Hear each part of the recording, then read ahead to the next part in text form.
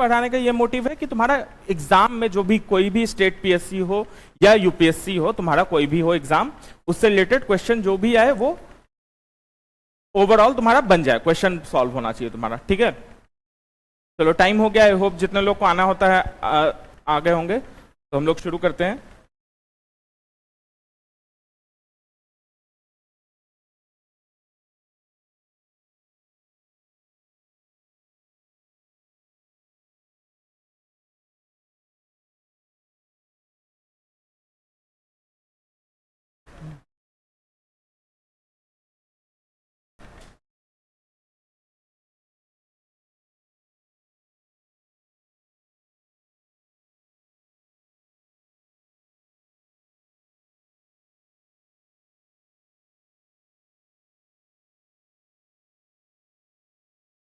ठीक है, कल के क्लास में हम लोग यांत्रिकी, नया चैप्टर हम लोग मैकेनिक्स यानी कि यांत्रिकी हम लोग शुरू किए थे। सबसे पहले हम लोग शुरू किए कि वेट एंड मास से शुरू किए। वेट को हम लोग बोल रहे थे भार और मास को हम लोग बोल रहे थे द्रव्यमान, ठीक है। उसके बाद फिर हम लोग देखें कि द्रव्यमान हर जगह एक जैसा होता है और भार अलग अलग चेंज होता है, जहां का ग्रेविटी जैसा है उस हिसाब से चेंज होता रहता है। आकर्षण जिस ग्रह का जैसा है उस हिसाब से, या जिस जगह का जैसा है उसके हिसाब से चेंज होता रहता है। फॉर्मूला सिंपल मास का जो है या द्रव्यमान का m है और वेट का m इंटू एक्सिलरेशन a, जो कि mg बन जाता है। अगर ग्रेविटी का बात करते हैं, जब हम ग्रेविटी के सेंस में देखते हैं तो वो mg बन जाता है, ठीक है। उसके बाद नेक्स्ट हम लोग देखें कि वेक्टर और स्केलर का हम लोग बात किए थे कि वेक्टर में जिसमें कि मैग्नीट्यूड और डायरेक्शन दोनों होता है और स्केलर में सिर्फ मैग्नीट्यूड होता है, जिसको हम लोग सदिश और अदिश बोले थे। वेक्टर को हम लोग सदिश बोल रहे थे और स्केलर को हम लोग अदिश बोल रहे थे, ठीक है। फिर नेक्स्ट हम लोग पढ़े दूरी और विस्थापन यानी कि डिस्टेंस एंड डिस्प्लेसमेंट। इसके बारे में पढ़े कि दूरी जो होता है वो क्या होता है, दूरी जो होता है तुम्हारा, डिस्टेंस जो होता है वो होता है स्केलर क्वांटिटी और विस्थापन जो होता है वो तुम्हारा होता है वेक्टर क्वांटिटी, यानी कि सदिश होता है विस्थापन और दूरी होता है तुम्हारा अदिश, ठीक है। फिर कुछ एग्जांपल से समझे थे कि डिस्प्लेसमेंट अगर 0 हुआ तो डिस्टेंस हो सकता है 0 से ज्यादा भी हो। मतलब अगर विस्थापन 0 है तो विस्थापन दूरी जो है वो 0 से ज्यादा हो सकता है। कैसे केस में हो सकता है, अगर हम घूम के एक ही जगह पे वापस आ गए तो मेरा विस्थापन जो है वो क्या हो जाएगा 0, क्योंकि उसमें डायरेक्शन और मैग्नीट्यूड दोनों देख रहे हैं, लेकिन दूरी में हम सिर्फ मैग्नीट्यूड देख रहे हैं तो वो 0 नहीं होगा। कल जैसे हम एक एग्जांपल 0 0 वाला दिए थे तो एक बताए थे शायद कि दूरी 0 नहीं हो सकता है, ऐसा नहीं है। दूरी क्वांटम मैकेनिक्स में 0 नहीं हो सकता है, लेकिन ऐसे 0 तब हो सकता है अगर कोई ऑब्जेक्ट उसी जगह पे है, कोई ऑब्जेक्ट रेस्ट पे है, मतलब वो चला ही नहीं, तो उस जगह पे वो ऑब्जेक्ट जब रहेगा तो वो उसका दूरी जो है हम 0 मान सकते हैं, ठीक है। ऑल्दो कहने के लिए दूरी 0 इसीलिए नहीं मानते हम लोग क्योंकि जब वो चला ही नहीं तो दूरी की बात नहीं होगी, लेकिन अगर कोई उसी जगह पे रुका हुआ है, जैसे ये कुर्सी यहीं पे रखा हुआ है, तो कुर्सी का इससे दूरी मान लो मिलीमीटर में होगा जमीन से दूरी, तो उसको 0 भी कंसिडर किया जाता है, ठीक है। फिर नेक्स्ट हम लोग आ गए, नेक्स्ट पॉइंट हम लोग कौन सा पढ़े थे, चाल और वेग, चाल एवं वेग मतलब कि स्पीड एंड वेलोसिटी। सिमिलर बात, एक जैसा चलते जा रहे हैं हम लोग, तो भाई जब स्पीड का बात कर रहे हैं तो वो क्या हो रहा है, या चाल की बात कर रहे हैं तो वो दूरी बटा समय हो जा रहा है, तो ऑब्वियस सी बात है वो क्या हो जाएगा, अदिश हो जाएगा। मतलब कि speed is equal to distance by time, तो therefore speed is a scalar quantity, ठीक है। और सिमिलरली हम जब उसकी बात कर रहे हैं, वेग की बात कर रहे हैं, तो वो क्या हो गया, velocity. Velocity is equal to displacement by time, यानी कि वेग इक्वल टू विस्थापन डिवाइडेड बाय समय।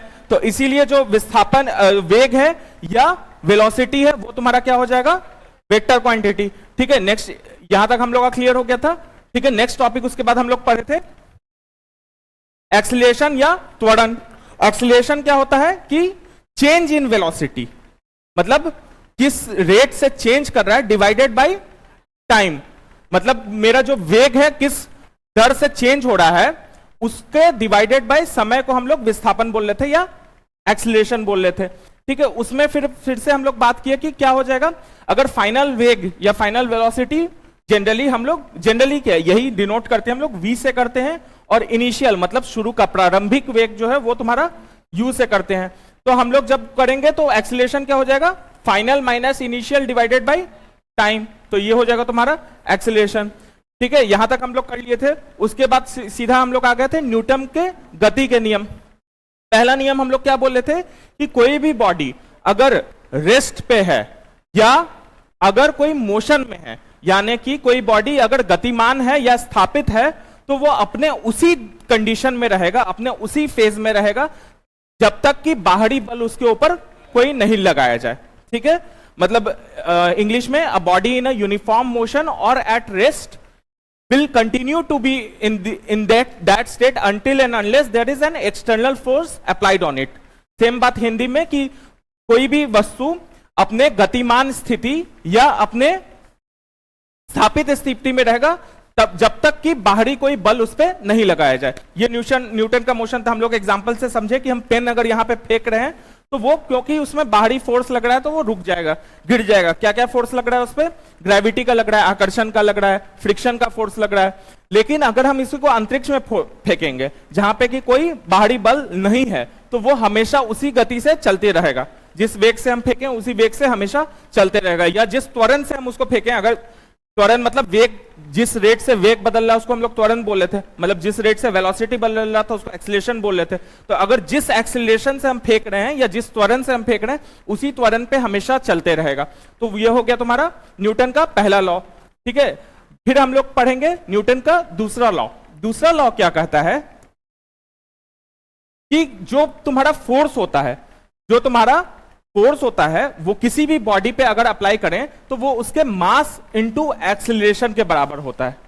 मतलब कि क्या हुआ कि किसी भी बॉडी पे अगर हम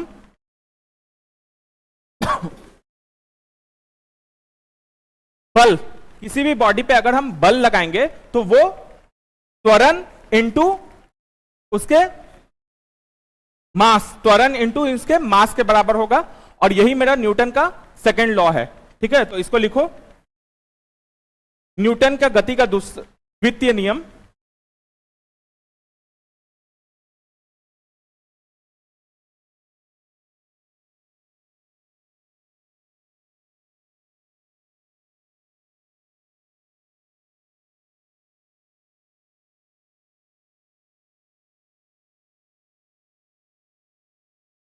न्यूटन के का गति का द्वितीय नियम। न्यूटन के, नहीं इसमें लिखो, इसके अंदर लिखो, न्यूटन के गति के प्रथम नियम से यह स्पष्ट है कि न्यूटन के गति के प्रथम नियम से यह स्पष्ट है कि किसी वस्तु पर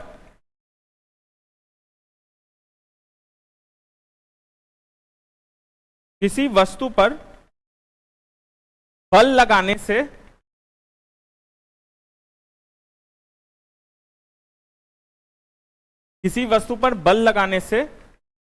अगर किसी वस्तु पे तुम लोग बताओ बल लगाएंगे तो उसका क्या परिवर्तन होगा? अगर शेप साइज हम नहीं चेंज कर पा रहे हैं उसका, तो उसका पोजीशन चेंज होगा। पोजीशन चेंज होगा मतलब उसमें क्या आएगा? मूवमेंट आएगा। मूवमेंट आएगा मतलब उसमें गति, मोशन आएगा या गति आएगा। ठीक है, तो गति, यही गति लिख रहे हैं। तो बल लगाने से उसकी गति में परिवर्तन होता है।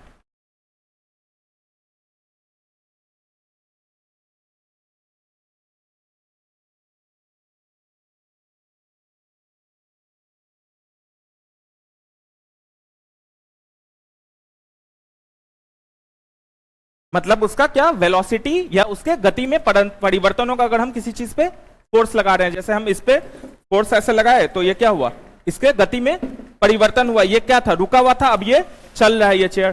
ठीक है, तो अगर गति में परिवर्तन हो रहा है, गति में परिवर्तन को हम लोग और क्या बोलते हैं? अभी पिछला टॉपिक जो हम लोग पढ़े थे इससे जस्ट पहले क्या बोल रहे थे? गति में परिवर्तन को, चेंज इन वेलोसिटी को क्या बोल रहे थे? हाँ, फाइनल माइनस इनिशियल, उसको क्या बोल रहे थे? एक्सीलरेशन या त्वरण बोल रहे थे। इसका मतलब क्या हुआ कि हम इसमें एक्सीलरेशन ला रहे हैं। मतलब समझ रहे हो, अगर हम किसी भी चीज पे फोर्स या बल लगा रहे हैं तो उसका वेलोसिटी या गति बदल रहा है, गति सेम नहीं रह रहा, उसका वेलोसिटी जो है या गति जो है वो बदल रहा है। और गति को बदलने को, जैसे ये रुका हुआ था ये बढ़ रहा है ना, हम जैसे ही फोर्स लगाए तो जीरो से कुछ हो गया, जो भी हो गया, 1 हो गया, 2 हो गया, जो भी इसका स्पीड हो गया, जीरो से कुछ तो बढ़ा, मतलब चेंज हुआ। गति जो है उसका जो वेलोसिटी है वो बदल गया या चेंज हुआ। और गति में परिवर्तन या चेंज होने को हम लोग क्या बोल रहे थे, एक्सीलरेशन या त्वरण बोल रहे थे। तो इसीलिए बल लगाने से त्वरण पैदा होता है। ठीक है, तो नेक्स्ट लाइन लिखो, गति में परिवर्तन होने का अर्थ, गति में परिवर्तन होने का अर्थ वस्तु में त्वरण के उपस्थित होने से है।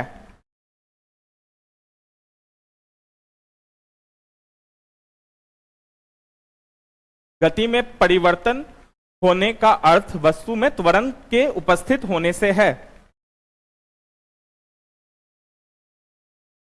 नेक्स्ट पैराग्राफ में लिखो, प्रयोगों द्वारा यह देखा गया है,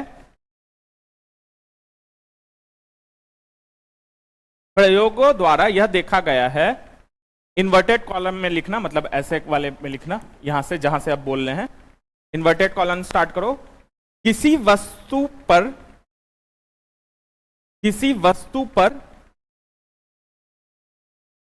आरोपित बल, किसी वस्तु पर आरोपित बल, ब्रैकेट में F ऐसे करके कैपिटल F, किसी वस्तु पर आरोपित बल ब्रैकेट में कैपिटल F, उस वस्तु के द्रव्यमान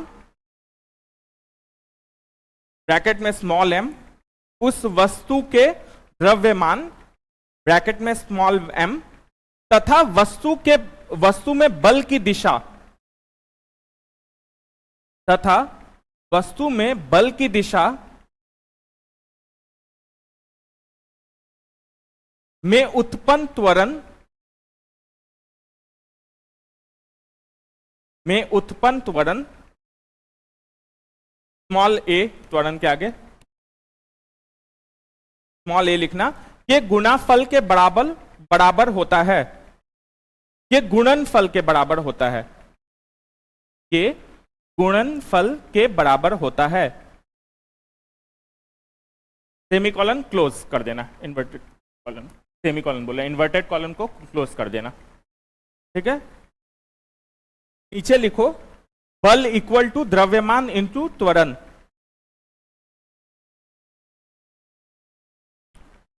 बल इक्वल टू द्रव्यमान इंटू त्वरण, या फॉर्मूला में लिखोगे तो वहां जो लिखा हुआ है F equal to M into a, समझ में आ रहा है सबको?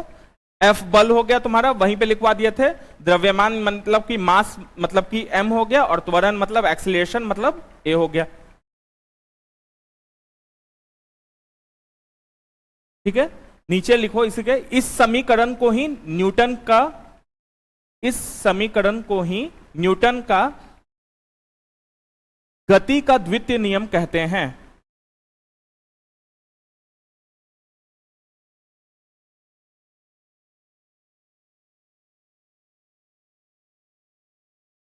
और ये तो पता ही है सबको, बल का SI यूनिट क्या होगा, लिखो, बल का SI यूनिट क्या होगा, न्यूटन। ठीक है, हिंदी में भी न्यूटन ही बोलते हैं। ठीक है, मतलब एक न्यूटन का बात कर रहे हैं तो इसका मतलब क्या हुआ, इसके टर्म में बताओ तो कोई, अगर 1 न्यूटन बल लगा रहे हैं इसका मतलब क्या हुआ, 1 kg मास पर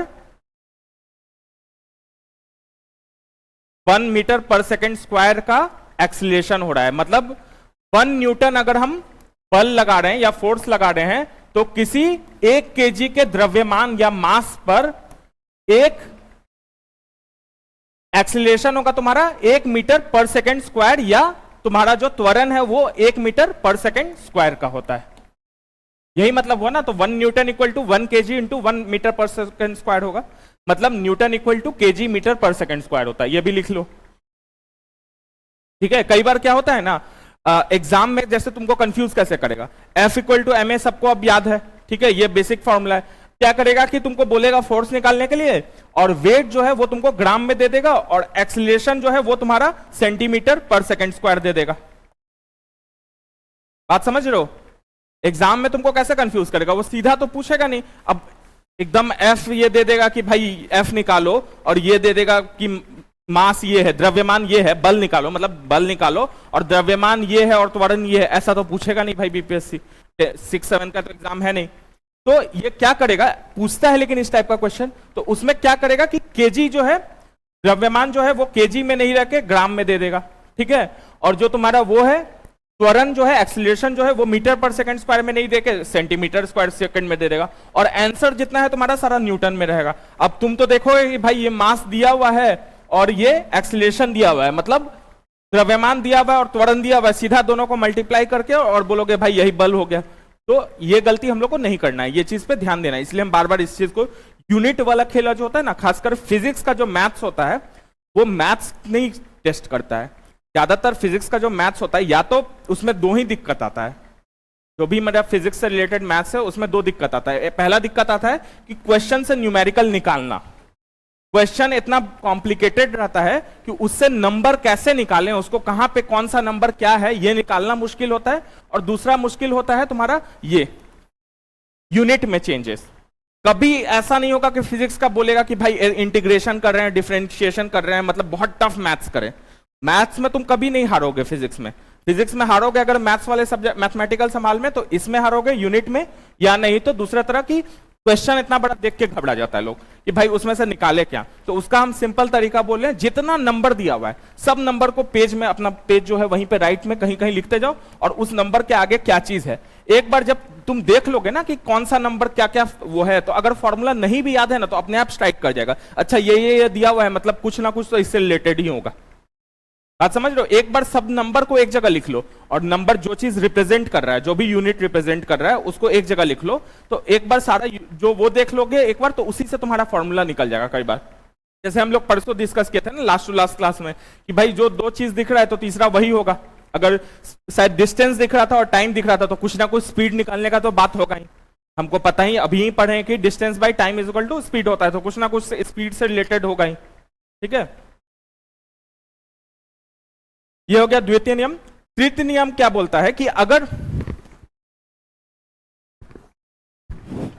तृतीय नियम या न्यूटन्स थर्ड लॉ क्या बोलता है कि अगर किसी चीज पे हम फोर्स लगा रहे हैं, कोई एक ऑब्जेक्ट किसी दूसरे ऑब्जेक्ट पे, कोई एक वस्तु किसी दूसरे वस्तु पे अगर बल लगा रहा है, अगर ये मुट्ठी से हम इस मुट्ठी पे मार रहे हैं, तो ये मुट्ठी भी उतना ही बल इस पहले मुट्ठी पे लगा रहा है। मतलब अगर पहला ऑब्जेक्ट किसी दूसरे ऑब्जेक्ट पे, पहला वस्तु किसी दूसरे ऑब्जेक्ट पे जिस बल से मार रहा है, उसी बल से दूसरा वस्तु जो है पहले बल पे मारता है, ठीक है। इंग्लिश में कि तुम्हारा one object applying force to other, the similar force is applied by the other object on the first object.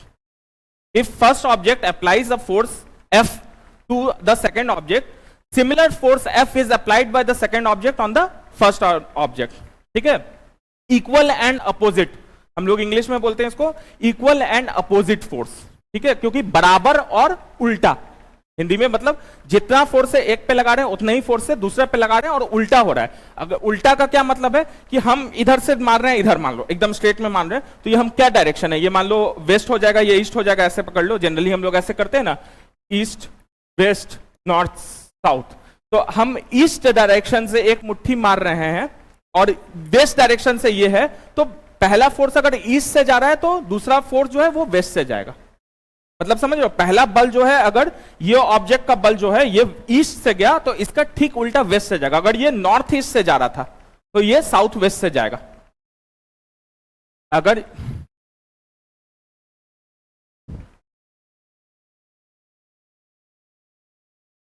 अगर हम यहां से डाल रहे हैं, नॉर्थ ईस्ट से अगर बल डाल रहे हैं, तो अपोजिट बल जो है कहां से आएगा, वो साउथ वेस्ट से आएगा। ये बात समझ रहे हो ना? अगर बीच से हम ले लें तो इसको नॉर्थ ईस्ट बोलते हैं, और अगर ये इधर के बीच से लें तो इसको साउथ वेस्ट बोलेंगे, ठीक है। तो लिखो न्यूटन का गति का तृतीय नियम, न्यूटन का गति का तृतीय नियम,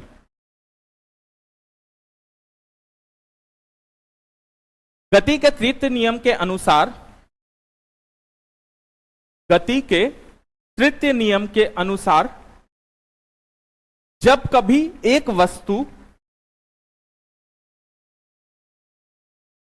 जब कभी एक वस्तु किसी दूसरी वस्तु पर बल लगाती है, किसी दूसरी वस्तु पर बल लगाती है, कॉमा, तो दूसरी वस्तु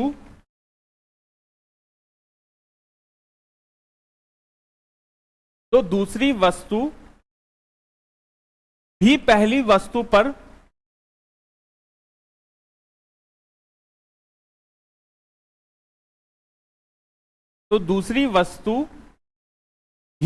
वस्तु पर बराबर और विपरीत दिशा में बल लगाती है।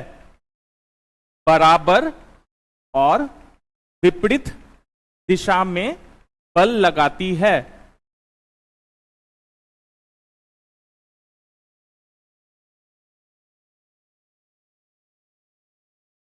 ठीक है। और जो जनरली ऐसे बोलचाल में हम लोग बोलते हैं ना, अगर कभी मारपीट देखो, इसको सबसे अच्छा समझाने का तरीका मारपीट है। तो बोलते हैं कि भाई अगर मारोगे तो मार तो खाओगे। ठीक है, स्कूल में वो था कि अगर मार करने जाओगे तो मार जरूर खाओगे, लेकिन जो मार करता था उसको हम क्या बोलते थे कि वो एक्शन वही कर रहा है, और जो हमको वापस मिल रहा है वो क्या हो रहा है, रिएक्शन मिल रहा है।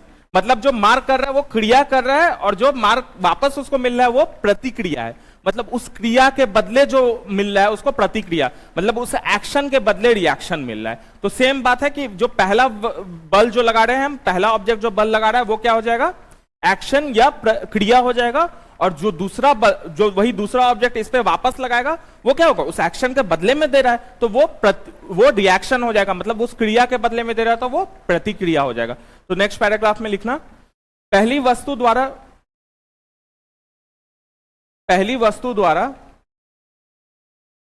दूसरी वस्तु पर लगाए गए बल को क्रिया कहते हैं। पहली वस्तु द्वारा दूसरी वस्तु पर लगाए गए बल को क्रिया कहते हैं।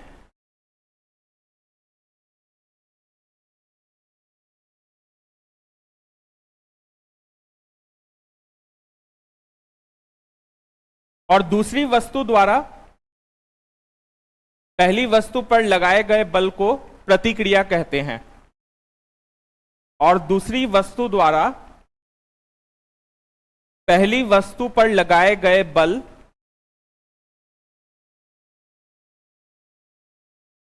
को प्रतिक्रिया कहते हैं। नेक्स्ट लाइन इसी में लिखना, दोनों क्या होगा, क्रिया और प्रतिक्रिया क्या होगा, आपस में जो होगा वो बराबर होगा और विपरीत डायरेक्शन में होगा। मतलब सेम होगा, मैग्नीट्यूड में सेम होगा और डायरेक्शन में अपोजिट होगा। तो एक लास्ट लाइन और ये लिख लो, क्रिया एवं प्रतिक्रिया, क्रिया एवं प्रतिक्रिया परिमाण में बराबर, मतलब मैग्नीट्यूड इक्वल होता है, क्रिया एवं प्रतिक्रिया परिमाण में बराबर तथा दिशा में एक दूसरे के विपरीत होता है, तथा दिशा में एक दूसरे के विपरीत होती है।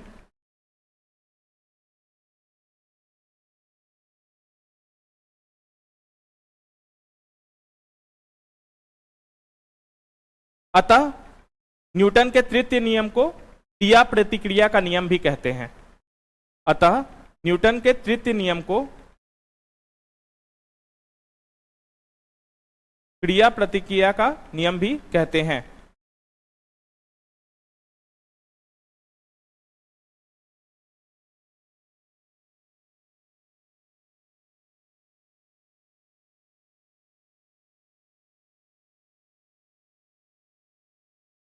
नेक्स्ट टॉपिक है तुम्हारा मोमेंटम या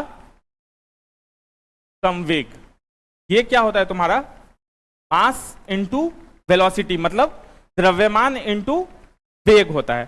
ठीक है, मोमेंटम जो होता है, जब भी कोई बॉडी पे अगर हम वेग लगाएंगे, कोई भी द्रव्यमान पे किसी भी बॉडी पे अगर वो वेग में है तो उसमें कहा जाता है कि उसमें तुम्हारा संवेग या मोमेंटम है। ठीक है, जैसे ये कुर्सी जब हम चला रहे थे, ये जब हम ऐसे कुर्सी चला रहे थे तो इसमें वेग था मतलब कि वेलोसिटी था। तो वेलोसिटी था और इसका कुछ अपना द्रव्यमान है, मास है, तो उन दोनों को मल्टीप्लाई करेंगे, उन दोनों को गुणा करेंगे तो ये जो आएगा उसको हम लोग मोमेंटम या संवेग बोलते हैं। ठीक है, और इसमें क्या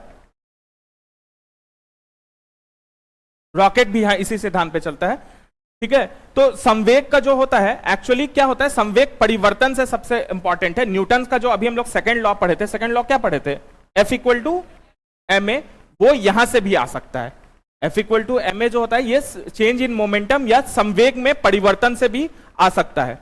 हम क्या बोलते हैं कि अगर हम फोर्स लगाएंगे तो उससे क्या हो रहा है, उसका क्या होता है, वेग बदलता है। तो वेग अगर बदलता है तो फाइनल वेग माइनस इनिशियल वेग, इनिशियल मतलब अंतिम वेग माइनस प्रारंभिक वेग। अगर किसी भी चीज पे हम बल लगा रहे थे, जैसे अभी हम दिखाए कि कुर्सी पे हम बल लगाए तो कुर्सी क्या हुआ, चलने लगा, उसमें गति आ गया, गति आ गया मतलब वेग आ गया। तो वेग जो है वो कुछ वेग पे आया और कुछ वेग शुरू में था। पहले क्या था, शुरू का वेग उसमें क्या था, 0 था। रुका हुआ कुर्सी को हम चला रहे थे, हो सकता है कि कोई चलता हुआ चीज हो और उस पर और हम धक्का मार दें। मान लो एक बॉल घुड़क रहा है, उस पर लात से और मार दें, तो उसका इनिशियल वेग क्या हो जाएगा, या शुरू का वेग क्या हो जाएगा, जिस रेट से वो बॉल चल रहा था पहले, और फिर मेरे लात मारने के बाद जो चला वो ज्यादा बढ़ जाता है। खेलते हैं ना हम लोग, फुटबॉल खेलते हैं, चलते हुए फुटबॉल आया, उसको फिर मार दिए फुटबॉल को, तो उसमें पहले एक वेग था पहले से, और फिर हम मारे, क्या मारे मतलब क्या किए, उस पर बल डाले, उस पर हम फोर्स डाले, और फिर उसमें एक फाइनल वेग आ गया। तो अभी हम लोग देखे थे कि फोर्स जो होता है वो directly proportional to mass into velocity होता है। तो फाइनल वेग माइनस इनिशियल वेग डिवाइडेड बाय टाइम हो जाएगा तुम्हारा फोर्स, ठीक है। तो यही तो ये क्या हो जाएगा, अगर m कॉमन ले ले, m मतलब क्या हुआ यहाँ पे द्रव्यमान, और v मतलब क्या हो गया फाइनल वेग, और u मतलब हो गया तुम्हारा इनिशियल वेग डिवाइडेड बाय t। अब ये बताओ कि फाइनल माइनस इनिशियल वेग डिवाइडेड बाय t क्या होता था, एक्सीलरेशन या त्वरण होता था। तो ये ma बन गया, तो यहां से न्यूटन का सेकेंड लॉ भी बन गया, ठीक है। तो हेडिंग डालो, संवेग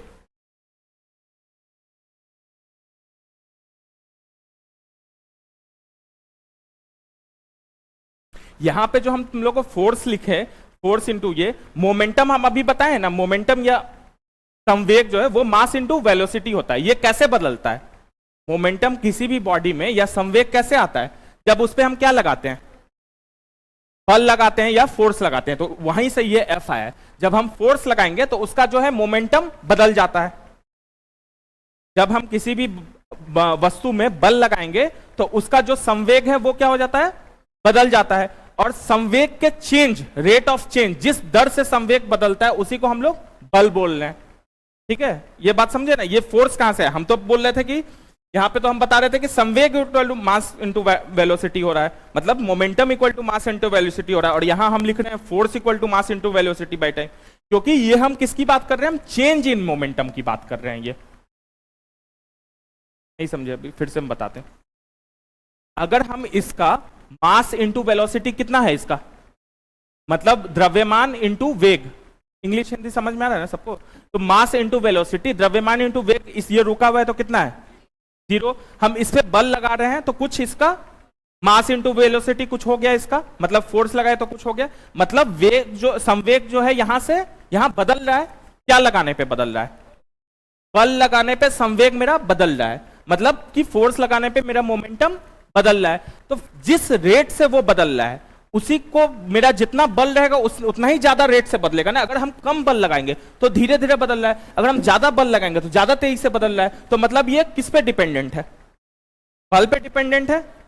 कौन से चीज पे, ये जो चेंज हो रहा है मेरा संवेग जो चेंज हो रहा है, हम कितना बल लगा रहे हैं उस पर डिपेंड कर रहा है ना। अगर हम कम बल लगा रहे हैं तो वो धीरे धीरे संवेग चेंज हो रहा है, अगर हम ज्यादा बल लगा रहे हैं तो ज्यादा तेजी से संवेग इसका चेंज हो रहा है। मतलब कि वो फोर्स पे डिपेंडेंट है, उसके बल पे डिपेंडेंट है, और जिस रेट से चेंज हो रहा है उसी को हम लोग फोर्स बोल रहे हैं कि किस रेट से ये चेंज हो रहा है। जितना ज्यादा फोर्स लगाएंगे उतना जल्दी चेंज होगा ये, और जितना कम फोर्स लगाएंगे उतना कम चेंज होगा। तो इसीलिए उसके रेट को हम, चेंज इन मोमेंटम के रेट को जो है उसको हम लोग फोर्स बोल रहे हैं, और तब वहां से हम डिराइव कर रहे हैं एमए। तो ये बात अब समझ में आ रहा है ना कि यहाँ पे हम संवेग को मास इनटू वेलोसिटी बोल रहे थे, लेकिन यहाँ पे नेक्स्ट फॉर्मूला में हम इसको force equal to mass into velocity किए हैं। ये क्यों किए समझे, क्योंकि ये जो था ये मोमेंटम था या संवेग था, लेकिन ये जो है rate of change of momentum है, संवेग की दर का बदलने का मोमेंटम है ये।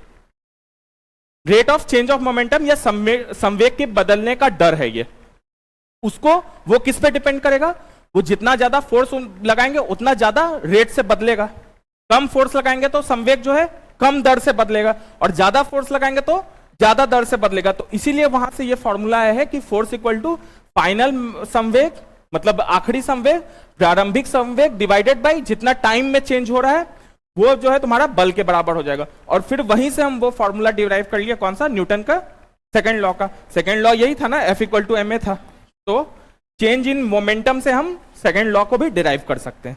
ये क्या था, मोमेंटम, संवेग का दर को बदलना था, संवेग के दर को बदलना या चेंज इन मोमेंटम से हम न्यूटन सेकंड लॉ को ये आ रहे हैं। तो लिखो, हेडिंग डालो, संवेग या मोमेंटम।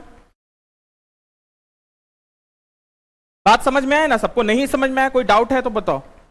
डाउट आ रहा है, क्या डाउट है बताओ। हाँ, मास है वहां पे, मास है। मोमेंटम का जो फॉर्मूला है वो P से डिनोट करते हैं, मोमेंटम को कैपिटल P से करते हैं। वहां पे मास इंटू एक्सीलरेशन था, और मास जो होता है स्मॉल m से डिनोट होता है, ठीक है। तो वहां पे m इंटू ए बोले थे, ठीक है, और यहां पे हम m इंटू वी बोल रहे हैं इसको, मीन्स द्रव्यमान इंटू तुम्हारा वेग, मीन्स मास इंटू वेलोसिटी बोल रहे हैं, संवेग। और चेंज इन मोमेंटम जो है, मतलब चेंज क्या, किसी भी चीज का चेंज क्या होता है, फाइनल माइनस इनिशियल, तो mv minus mu divided by rate. अगर किसी भी रेट ऑफ चेंज बात करते हैं तो वो t से डिवाइड कर देना है। हम एकदम फर्स्ट सेकंड क्लास में बताए थे कि जब भी रेट का बात करते हैं तो वो t से, अगर रेट ऑफ चेंज अगर सिंपल दिया हुआ है, किसी टर्म में नहीं दिया हुआ है, सिंपल रेट ऑफ चेंज है, तो मतलब कोई भी चीज का दर क्या होता है, या दर दिया हुआ हिंदी में, तो इसका मतलब क्या हुआ कि वो टाइम के पर्सपेक्टिव में देख रहे हैं, तो डिवाइडेड बाय टी। और ये चेंज क्यों होता है मोमेंटम, ये बल लगाने से होता है। अभी हम लोग देखेंगे जितना ज्यादा बल लगाएंगे उतना ज्यादा चेंज होगा, तो इसीलिए ये फोर्स के बराबर है। और तब यहां से न्यूटन का सेकंड लॉ निकाल लिए थे हम लोग, ठीक है। तब यहां से ये डिराइव किया ना, ये वाले फॉर्मूला से V और U कॉमन ले लिए, मास कॉमन ले लिए, और V और U ले लिए, तो V minus you by T. ये हम जब त्वरण या एक्सीलरेशन पढ़े थे तो यही फॉर्मूला था, तो इसीलिए इसको A से रिप्लेस कर दिया। अब ये ma बन गया, F इक्वल टू ma, यही सेकंड लॉ में था, ठीक है। अब समझ में आया, आई होप। मोमेंटम या ब्रैकेट में संवेग, किसी वस्तु के संवेग को उस वस्तु के, किसी वस्तु के संवेग को उस वस्तु के द्रव्यमान और वेग के गुणनफल, द्रव्यमान और वेग के गुणनफल के रूप में परिभाषित किया जाता है।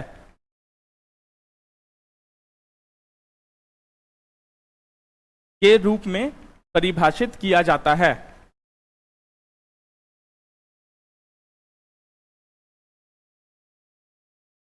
देयरफॉर, नीचे लिखो, देयरफॉर संवेग, या इंग्लिश में जो लोग लिख रहे हो मोमेंटम, ब्रैकेट में कैपिटल P, फॉर्मूला, संवेग या ब्रैकेट में capital P is equal to द्रव्यमान इंटू वेग, द्रव्यमान ब्रैकेट में m इंटू वेग ब्रैकेट में v। संवेग या मोमेंटम ब्रैकेट में कैपिटल P इक्वल टू द्रव्यमान या मास स्मॉल m इंटू वेग यानी कि स्मॉल v। अच्छा, अब ये हम लोग को बताओ कि संवेग जो है वो सदिश राशि होगा या अदिश राशि होगा, मतलब कि वो वेक्टर है या स्केलर है। अदिश तुम बोल रहे हो, कुछ लोग सदिश बोल रहे हैं, मतलब वेक्टर बहुत लोग बोल रहे हैं, कुछ लोग स्केलर बोल रहे हैं।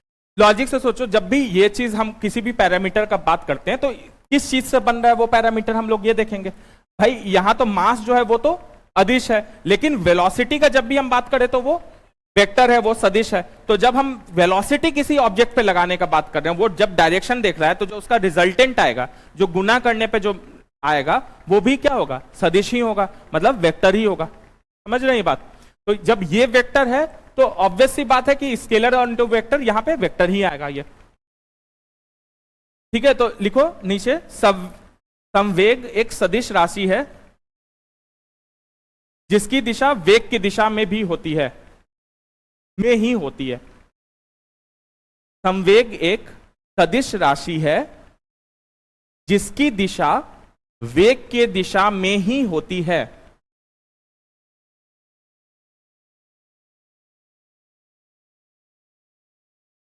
एसआई मात्रक इसका हो जाएगा किलोग्राम मीटर पर सेकंड। दिख रहा है ना, इसका क्या हो जाएगा केजी हो जाएगा और इसका क्या हो जाएगा मीटर पर सेकंड। तो इसीलिए मोमेंटम का जो वो है केजी मीटर पर सेकंड हो जाएगा।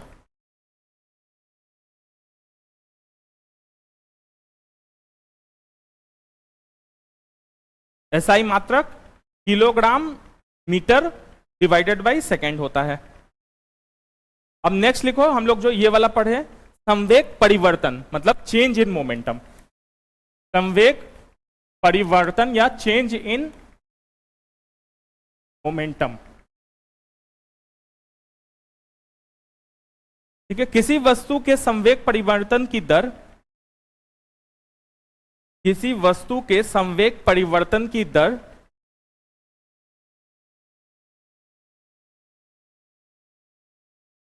वस्तु पर लगे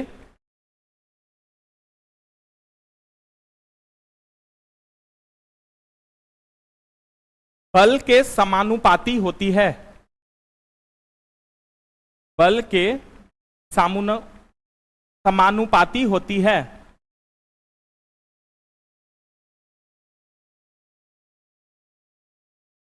और ये किस दिशा में होगा, जिस दिशा में बल लगाए हैं। तो संवेग में परिवर्तन,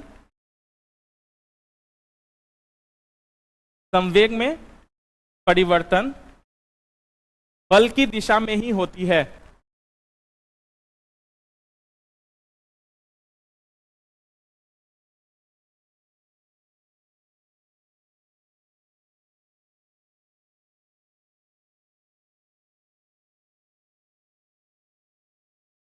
ठीक है, नीचे लिखो नेक्स्ट लाइन, यह न्यूटन के गति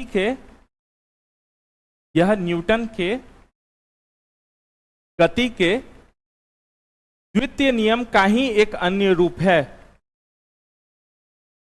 द्वितीय नियम का ही एक अन्य रूप है।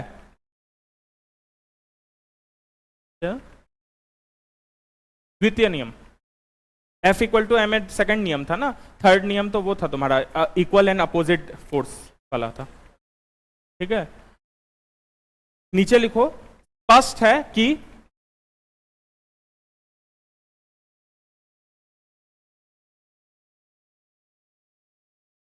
कि बल, ऐसे करके लिखना, बल डायरेक्टली प्रोपोर्शनल टू, बल ये वाला साइन बनाना, डायरेक्टली प्रोपोर्शनल टू संवेग में परिवर्तन, ऊपर में निकला और नीचे समय।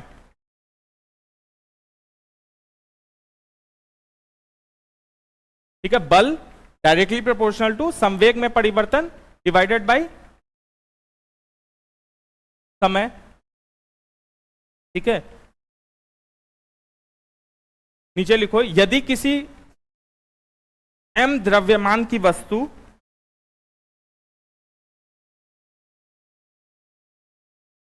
यदि किसी m स्मॉल m ऐसे लिखना, द्रव्यमान की वस्तु का प्रारंभिक वेग u हो, स्मॉल u,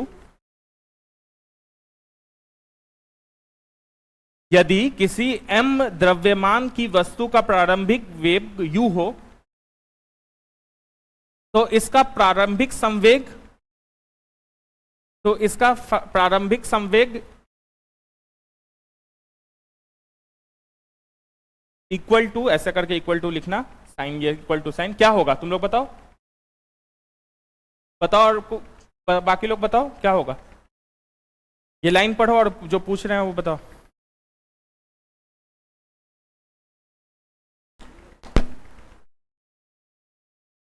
अगर किसी वस्तु का द्रव्यमान m है और प्रारंभिक वेग अगर u है तो उसका प्रारंभिक संवेग क्या होगा।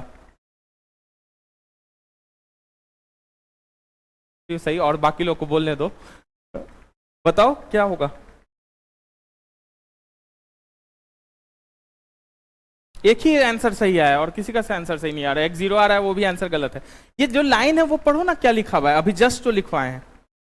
इफ इनिशियल, जो इंग्लिश मीडियम वाले उनको बता दे रहे हैं, if mass is m and initial velocity is u, then what is the momentum, यही तो पूछ रहे हैं। mu होगा भाई, ये सब समझ में आया है ना पहले जो बताए हैं। तो फिर ये तुम बेसिक मतलब वो बोलते हैं कि पूरा मतलब कहानी खत्म हो गया और सीता कौन वाला, रामायण खत्म सीता कौन वाला फील दे दिया अभी तुम लोग। अभी इसके ऊपर पूरा फॉर्मूला हम लोग डिराइव किए हैं। तो सिंपल यही पूछा ना कि किसी का मास अगर m है, प्रारंभिक उसका द्रव्यमान m है और उसका प्रारंभिक वेग मतलब इनिशियल वेलोसिटी u है, तो उसका प्रारंभिक संवेग क्या होगा, मतलब उसका इनिशियल मोमेंटम क्या होगा, mu होगा। यही तो बोल रहे थे। तो ज्यादा फास्ट हो रहा है क्या? तो फिर मतलब ये आंसर क्यों नहीं दे रहे हो? ठीक है, ये भी कोशिश किया, ये इनिशियल जीरो मान लिया, ठीक है, इसका भी हम मान ले रहे हैं कि वो उसको नहीं पढ़ के ये इनिशियल जीरो एग्जिस्ट, लेकिन हर केस में इनिशियल जीरो नहीं होता, ये चीज ध्यान रखना है। जैसे हम फुटबॉल वाला जो एग्जांपल दिए थे उसमें तो जीरो नहीं है, रियल लाइफ एग्जांपल में भी जीरो नहीं है। फिजिक्स में तो कुछ भी पूछ सकता है, भाई राम 50 तरबूजा लेके खा गया, उसमें से 25 तरबूजा श्याम को खिला दिया, तो रियल में वो नहीं होता, लेकिन फिजिक्स मैथ्स तो कुछ भी पूछ सकता है ना। तो इसमें तो रियल में भी होता है कि इनिशियल वेलोसिटी कुछ रह सकता है। यदि किसी ये लिख चुके हो तुम लोग, यदि किसी m द्रव्यमान की वस्तु का प्रारंभिक वेग u हो तो इसका प्रारंभिक संवेग mu होगा। नीचे लिखो, नीचे नेक्स्ट लाइन, नेक्स्ट एक लाइन छोड़ के लिखना।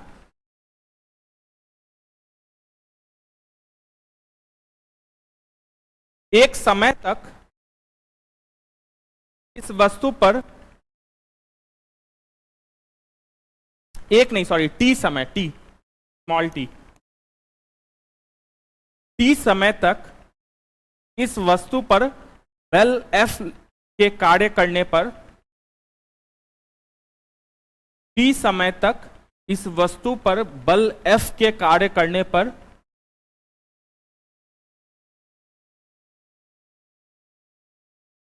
इसका अंतिम वेग स्मॉल v हो जाता है। ऐसे लिखना है, स्मॉल v मत लिखना, ऐसे ये साइन बना।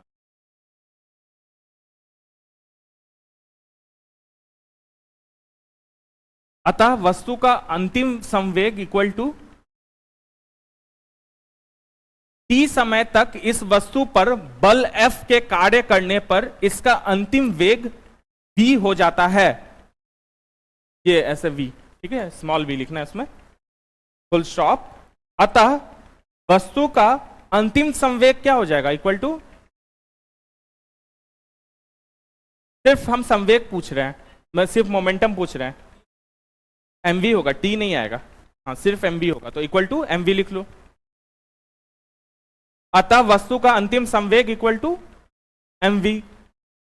देयरफॉर, नीचे लिखो देयरफॉर, ये ऐसे करके, संवेग में परिवर्तन इक्वल टू, संवेग में परिवर्तन इक्वल टू,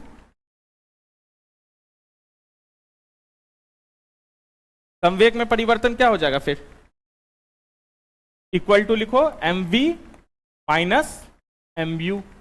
हिंदी इंग्लिश वाले change in momentum, change in capital P या मोमेंटम।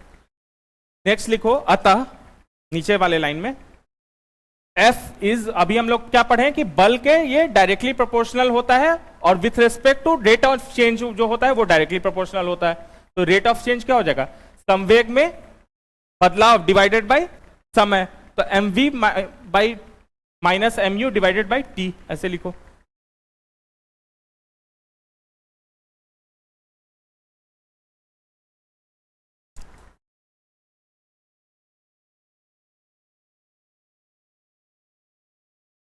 अभी हम लोग सबसे पहले क्या लिखे ऊपर में, बल का डायरेक्टली प्रोपोर्शनल टू क्या लिखे, संवेग में परिवर्तन डिवाइडेड बाय समय, यही लिखे ना। एक बार अपना कॉपी देखो सब लोग, सबसे पहले स्टार्ट में हम लोग क्या लिखे, बल इज डायरेक्टली प्रोपोर्शनल टू संवेग में परिवर्तन डिवाइडेड बाय समय। मींस क्या हुआ, change in momentum is directly proportional to, sorry force is directly proportional to change in momentum divided by time, ठीक है। उसके बाद फिर हम लिखे नीचे कि किसी का मास अगर m है और इनिशियल वेलोसिटी u है, मतलब प्रारंभिक वेग u है और तुम्हारा द्रव्यमान m है, तो क्या हो जाएगा उसका संवेग, क्या हो जाएगा प्रारंभिक संवेग, इनिशियल मोमेंटम क्या हो जाएगा mu। फिर नेक्स्ट लाइन हम लोग क्या लिखे कि उसका अगर अंतिम वेग जो है तुम्हारा वो v है और मास तो वही रह गया, मतलब तुम्हारा द्रव्यमान जो है m ही है, तो उसका अंतिम वो क्या हो जाएगा संवेग या फाइनल मोमेंटम क्या हो जाएगा mv। यहां तक क्लियर है सबको? हम सबसे पहले बोले F is directly proportional to change in momentum divided by time, बल is directly proportional to change in momentum by time. फिर हम लिखे चेंज इन मोमेंटम को अलग से डिफाइन कर दिया कि चेंज इन मोमेंटम क्या हो गया mv, फाइनल मोमेंटम हो गया और इनिशियल मोमेंटम हो गया तुम्हारा mu। ठीक है, तो चेंज इन मोमेंटम क्या हो जाएगा फाइनल माइनस इनिशियल, मतलब mv माइनस mu। तो इसी को आप पुट कर रहे हैं कि जो सबसे ऊपर वाला फॉर्मूला था, बल is directly proportional to change in momentum divided by time, तो F is directly proportional to mv minus mu divided by time. ये समझ में है पूरे नोट्स में कैसे फॉर्मूला बढ़ा है? एक बार फिर से देख लो अपने नोट्स को, कोई डाउट आ रहा है वहां पे तो पूछ लो अभी।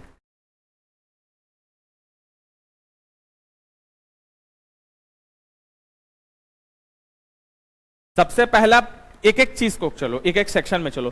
बल डायरेक्टली प्रोपोर्शनल टू संवेग में बदलाव डिवाइडेड बाय समय, ये हो गया। अब मतलब हम लोग को तीन चीज चाहिए, बल चाहिए, एक संख्या हमको बल चाहिए, एक चाहिए संवेग में बदलाव और तीसरा हमको टाइम चाहिए, समय चाहिए। संवेग में बदलाव के लिए हम लोग को बदलाव कोई भी चीज में मतलब क्या होता है कि उसका फाइनल माइनस इनिशियल, अंतिम माइनस प्रारंभिक देखेंगे तभी ना बदलाव देखेंगे कि भाई इसमें इसके पढ़ाई में इतना बदलाव आया, हम लोग बोलते हैं। तो अभी कितना मार्कशीट तुम्हारा आ रहा है और पहली बार में कितना आ रहा था एक साल पहले, मान लो एक साल के बीच का बदलाव देखना है, टाइम एक साल का है, तो अभी का मार्क्स नंबर और तुम्हारा एक साल पहले का नंबर दोनों में माइनस कर देंगे तो वही होगा ना, डिवाइडेड बाई एक साल अगर टाइम लगाए जितना टाइम। तो वही जब हम संवेग में बदलाव कर रहे हैं, मतलब फाइनल संवेग, अंतिम संवेग माइनस इनिशियल संवेग डिवाइडेड बाई टाइम, यही फॉर्मूला।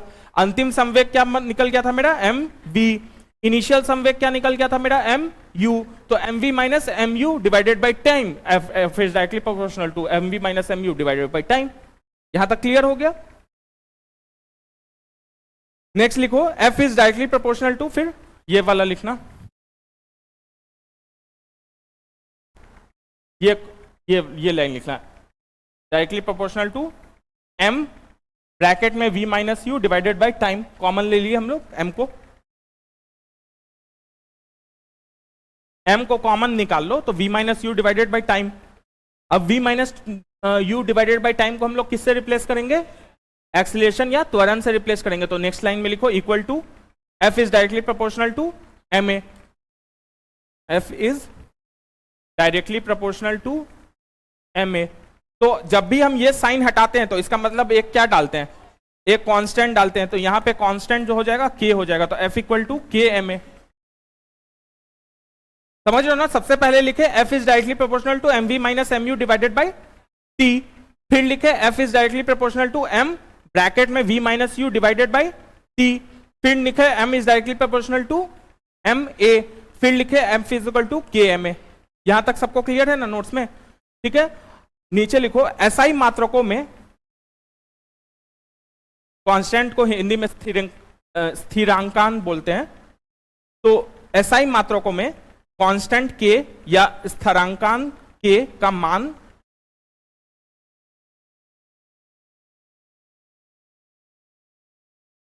स्थिरांक k का मान या कांस्टेंट k का मान 1 होता है। तो फॉर्मूला क्या बन जाएगा? Therefore f equal to 1 into ma, तो therefore f equal to ma। ये आ गया फॉर्मूला?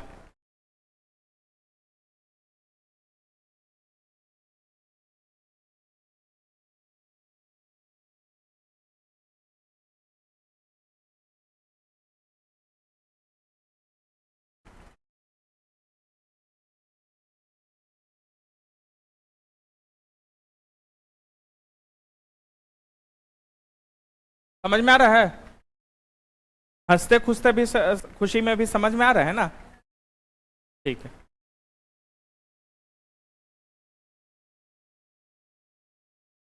नेक्स्ट हम लोग को पढ़ेंगे संवेग का संरक्षण या कंजर्वेशन ऑफ मोमेंटम। इसको ऐसे समझते हैं, अगर एक बॉडी है ऐसे, मास m का, m1 का, द्रव्यमान m1 का एक बॉडी है और एक m2 का, दोनों का इनिशियल जो वेलोसिटी है, इनिशियल वेलोसिटी को हम लोग कैसे लिखते हैं, वेग को, प्रारंभिक वेग को कैसे लिखते हैं हम लोग, स्मॉल u से लिखते हैं। तो ये u1 मान लिए, u2 मान लिए, ये दोनों टकराएगा तो उसके बाद क्या होगा, नेक्स्ट स्क्रीन पे हम ले जा रहे हैं इसको, छोटा बना देते, रुको ताकि एक ही जगह दिख जाए। ये m1 है, ये m2 है, इसका इनिशियल जो प्रारंभिक वेग है जो वो है u1 है, और इसका प्रारंभिक वेग जो है u2 है, ठीक है, m1 m2 का। अब ये टकराने के बाद थोड़ा ध्यान दो इधर, ठीक है, जो खत्म हो चुका है इधर ध्यान दो, सीरियसली नहीं ध्यान देना तो वापस मत डिस्टर्ब करो, ठीक है। m1 अगर इनिशियल वेलोसिटी u1 है और m2 का इनिशियल वेलोसिटी u2 है, मतलब कि द्रव्यमान m1 का प्रारंभिक वेग u1 है और द्रव्यमान m2 का प्रारंभिक वेग u2 है। जब दोनों टकराएगा तो इसका m बदल जाएगा, अगर नहीं टूटा है, मान लो टूट गया तो फिर तो बदल जाएगा। अब एक बॉल को दीवार पे खींच के मारे, दीवाले झड़ गया तो फिर तो उसका मास बदल गया, लेकिन हम मान रहे हैं कि दोनों नहीं, कुछ उसमें हानि नहीं हुआ है, जैसा टकराया वैसा ही वापस आया, तो उसका जो m है वो क्या रहेगा, सेम रहेगा, m1 का m1 ही रहेगा, m2 का m2 ही रहेगा। और जब टकराने के बाद जो उसका निकला वो क्या हो जाएगा, अंतिम वेग। अंतिम वेग को हम लोग किससे बोलते हैं, v से बोलते हैं, तो इसका v1 हो जाएगा, इसका v2 हो जाएगा। तो कंजर्वेशन ऑफ मोमेंटम यही बोलता है कि जब भी दो बॉडी का अगर जो प्रारंभिक मोमेंटम है या संवेग है, जितना पूरे सिस्टम का जो भी तुम्हारा संवेग है, वो टकराने के बाद भी जो है संवेग जो है वो संरक्षित रहता है, मतलब मोमेंटम जो है तुम्हारे बॉडीज का वो कंजर्व्ड रहता है। कंजर्वेशन ऑफ मोमेंटम ये कहता है, यानी कि संवेग का संरक्षित रहना, यही हम लोग देख रहे हैं। तो मतलब जो यहां का संवेग है और यहां का संवेग है वो क्या होगा, बराबर रहेगा। संरक्षित रह गया कोई चीज मतलब क्या हुआ, उतना ही रह गया, कंजर्व्ड रह गया। मतलब ये प्रिजर्वेटिव सामान में मिलाते हैं, घर का जो बाहर से हम सामान मिलाते हैं, क्यों मिलाते हैं, ताकि वो वैसा का वैसा ही रहे, खराब नहीं हो। तो यही मोमेंटम में है कि मोमेंटम जितना पूरे सिस्टम का है, जो संवेग जितना है पूरे सिस्टम का, बाद में भी उतना ही रहता है, वो बदलता नहीं है, जिसको कि कंजर्वेशन या हम लोग संरक्षण बोल रहे हैं। तो इसका मोमेंटम कितना था, टोटल मोमेंटम, इसका टोटल संवेग कितना होगा,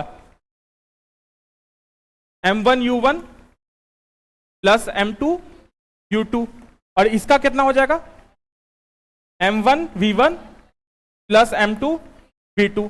यही है तुम्हारा कंजर्वेशन ऑफ मोमेंटम है, मतलब कि संवेग का संरक्षण है। मतलब यहां कौन सा साइन लगा देंगे हम, इक्वल टू, ठीक है, बात समझ में आया। तो m1 u1 plus m2 u2 equal to m1 v1 plus m2 v2। Heading डालो, सबको समझ में आ रहा है ये बात। इससे जनरली क्वेश्चन कैसे बनता है कि संवेग संरक्षण से, जनरली इससे क्वेश्चन काफी इजी आता है, बहुत टफ नहीं देता है। तुमको दो बॉडी दे देगा कि ये आपस में, दो वस्तु जो है आपस में इतना इतना इसका द्रव्यमान है, ये इतना स्पीड से आ रहा था, टकराया इतना है, तो फाइनल एक का है तो दूसरा का कितना हो जाएगा, तुमको मास दे देगा। एक क्वेश्चन हम करवा ही देंगे, ठीक है, लिखो पहले संवेग संरक्षण का नियम, मतलब इंग्लिश वाले कंजर्वेशन ऑफ मोमेंटम, संवेग संरक्षण का नियम।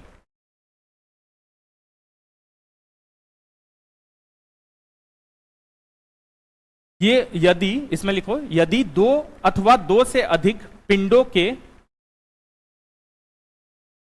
यदि दो अथवा दो से अधिक पिंडों के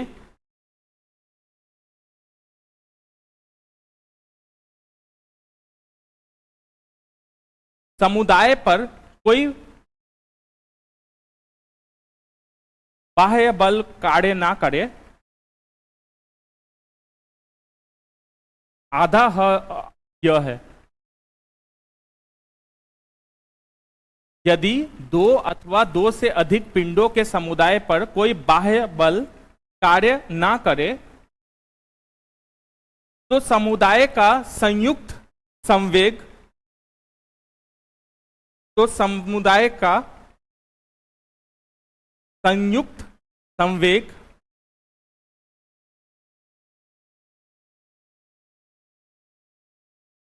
स्थिर या ब्रैकेट में अथवा संरक्षित, स्थिर या ब्रैकेट में अथवा संरक्षित बना रहता है, बना रहता है, फुल स्टॉप। इसे ही संवेग संरक्षण का नियम कहते हैं, इसे ही संवेग संरक्षण का नियम कहते हैं।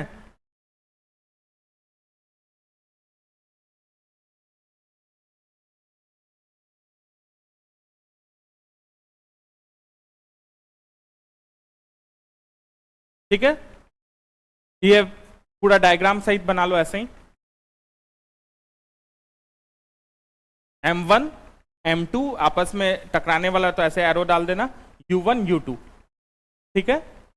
और ये पूरा ये डबल एरो से मतलब नेक्स्ट सिनेरियो ये हुआ टकराने के बाद का, M1 इस डायरेक्शन में V1 और इस डायरेक्शन में V2, M1 V1 और उसका V2, M2 के साथ V2।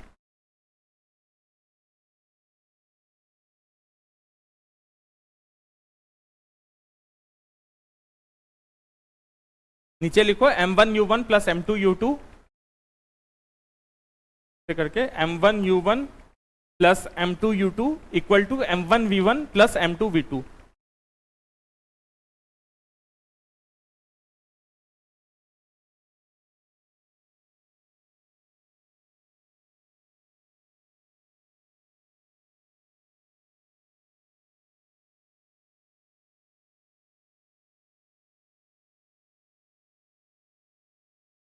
जहां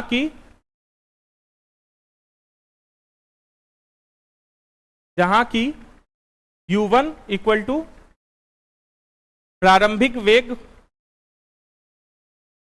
जहां की U1 इक्वल टू क्या है, U1 प्रारंभिक वेग ऑफ M1 का, प्रारंभिक वेग M1 का।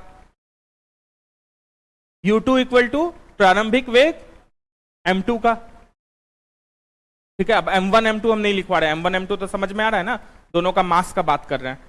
पहले बॉडी का मास को M1 बोल रहे हैं, सेकेंड बॉडी के मास को M2 बोल रहे हैं, मतलब द्रव्यमान की बात कर रहे हैं। पहले बॉडी का द्रव्यमान M1 हो गया और दूसरे बॉडी के द्रव्यमान M2 हो गया, ठीक है। तो U1 में क्या लिखे,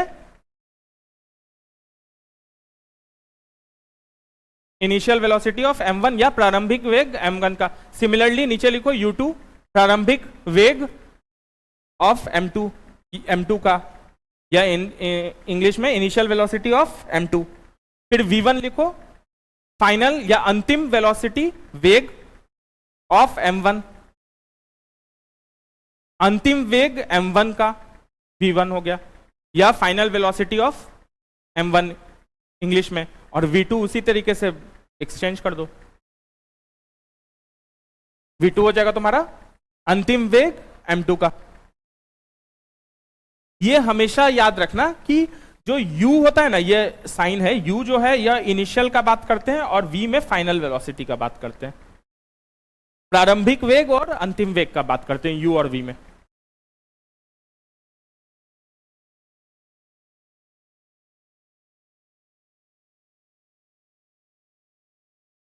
ठीक है, यहां तक क्लियर है? होप किसी को डाउट नहीं है। अच्छा, अगर कोई बॉडी रुका हुआ है तो उसमें संवेग कितना होगा? 0 होगा। सब लोग नहीं बोल रहे हो। कोई बॉडी अगर रुका हुआ है, हम अगर स्थिर खड़ा है, रुका हुआ मतलब हम स्थिर खड़े हैं, तो उसका संवेग क्या होगा, मोमेंटम क्या होगा उसका? 0। क्यों? क्योंकि वेलोसिटी उसका या वेग उसका जो है वो 0 है। अब उसको कितना भी मास से हम खड़े हैं कि भाई मतलब WWF के प्लेयर को ले आओ, दोनों का मोमेंटम उतना ही रहेगा, ठीक है।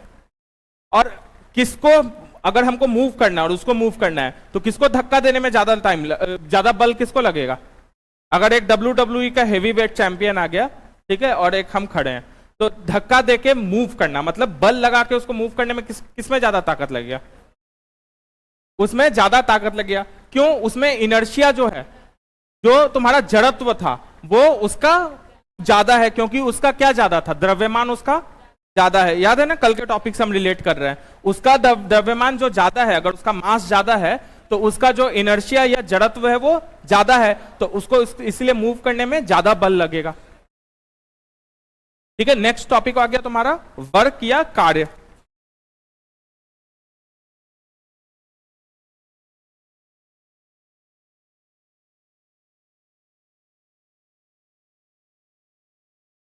ठीक है, ये घर पे सब लोग सुनते हैं। ठीक है, वर्क या कार्य, ये जनरली घर पे सबको सुनने को मिलता है स्टूडेंट लोग को, कि कुछ काम धाम नहीं करते हो। कार्य मतलब क्या हुआ? करना, कुछ काम करना। तुम लड़का लोग या लड़की लोग भी बाइक उठाए या स्कूटी उठाए, पूरा दरभंगा घूम के वापस अपने घर आ गए, तुम्हारा क्या हो गया? विस्थापन क्या हो गया? जीरो हो गया। तो तुम्हारा कार्य क्या हो गया? तुम भर दिन क्या किया? बर्बाद किया। ऐसे बोलते हैं ना, भर दिन बर्बाद किया, कुछ नहीं, घूम फिर के आके काम कुछ नहीं किया। तो ऐसे याद रखना, अगर तुम्हारा पूरा घूम फिर के वापस इसी जगह पे आ गया तो तुम्हारा विस्थापन या डिस्प्लेसमेंट क्या हो गया? जीरो। इसका मतलब तुम्हारा कार्य जो है वो जीरो, वर्ग जीरो है। अब आगे पढ़ाएंगे, ऐसे ही एक मतलब ये याद करने के लिए हम समझा रहे थे। तो कार्य जो है मतलब तुम कितना काम कर रहे हो, बल लगा के तुम कितना काम कर रहे हो। घूम फिर के वहीं आ गए तो फिर कोई फायदा नहीं। बल लगाने पे कितना उसके स्थिति में परिवर्तन ले आए। भाई गए थे खाली हाथ, अपना द्रव्यमान लेके गए थे, साथ में सब्जी लेके आए, तो कुछ काम किए। गए थे तुम एक द्रव्यमान के साथ, अपने बॉडी के साथ, और साथ में एक द्रव्यमान अपना हुआ, साथ में सब्जी का द्रव्यमान, मतलब कुछ साथ में लाए भी हो तो कुछ काम हो गया।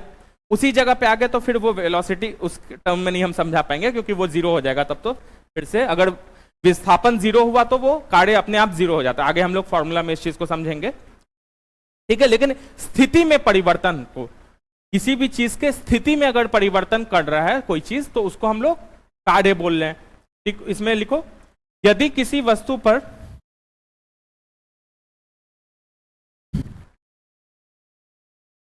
यदि किसी वस्तु पर, और स्थिति में परिवर्तन कैसे लाते हैं? किसी भी चीज में चेंज कैसे लाएंगे? उस पर फोर्स या बल लगा के। ठीक है, तो किसी भी वस्तु पर बल लगाकर उसकी स्थिति में परिवर्तन किया जाता है। यदि यदि किसी वस्तु पर, यदि एक छूट गया था, सॉरी, यदि किसी वस्तु पर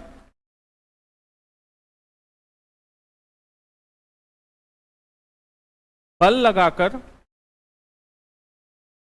उसकी स्थिति में परिवर्तन किया जाता है,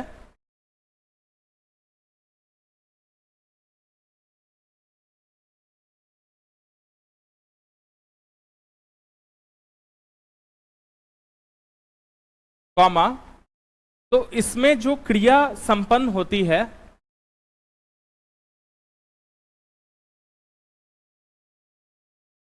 तो इसमें जो क्रिया संपन्न होती है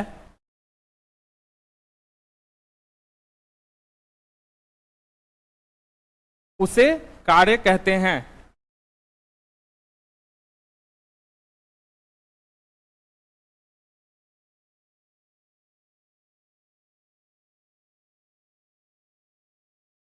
ठीक है, अगर स्थिति में परिवर्तन बल लगा के करें तो उसमें जो भी क्रिया संपन्न होती है उसे हम लोग कार्य बोल रहे हैं। अगर कोई चीज पे हम मान लो ऐसे दीवार पे धक्का लगा रहे हैं, ठीक है, दीवार मूव ही नहीं हो रहा है, मतलब अपने स्थान से घिसक नहीं रहा है, तो मेरा कार्य क्या हो जाएगा?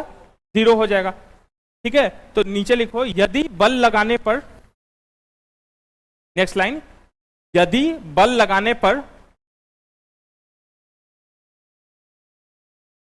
वस्तु के की स्थिति में परिवर्तन ना हो,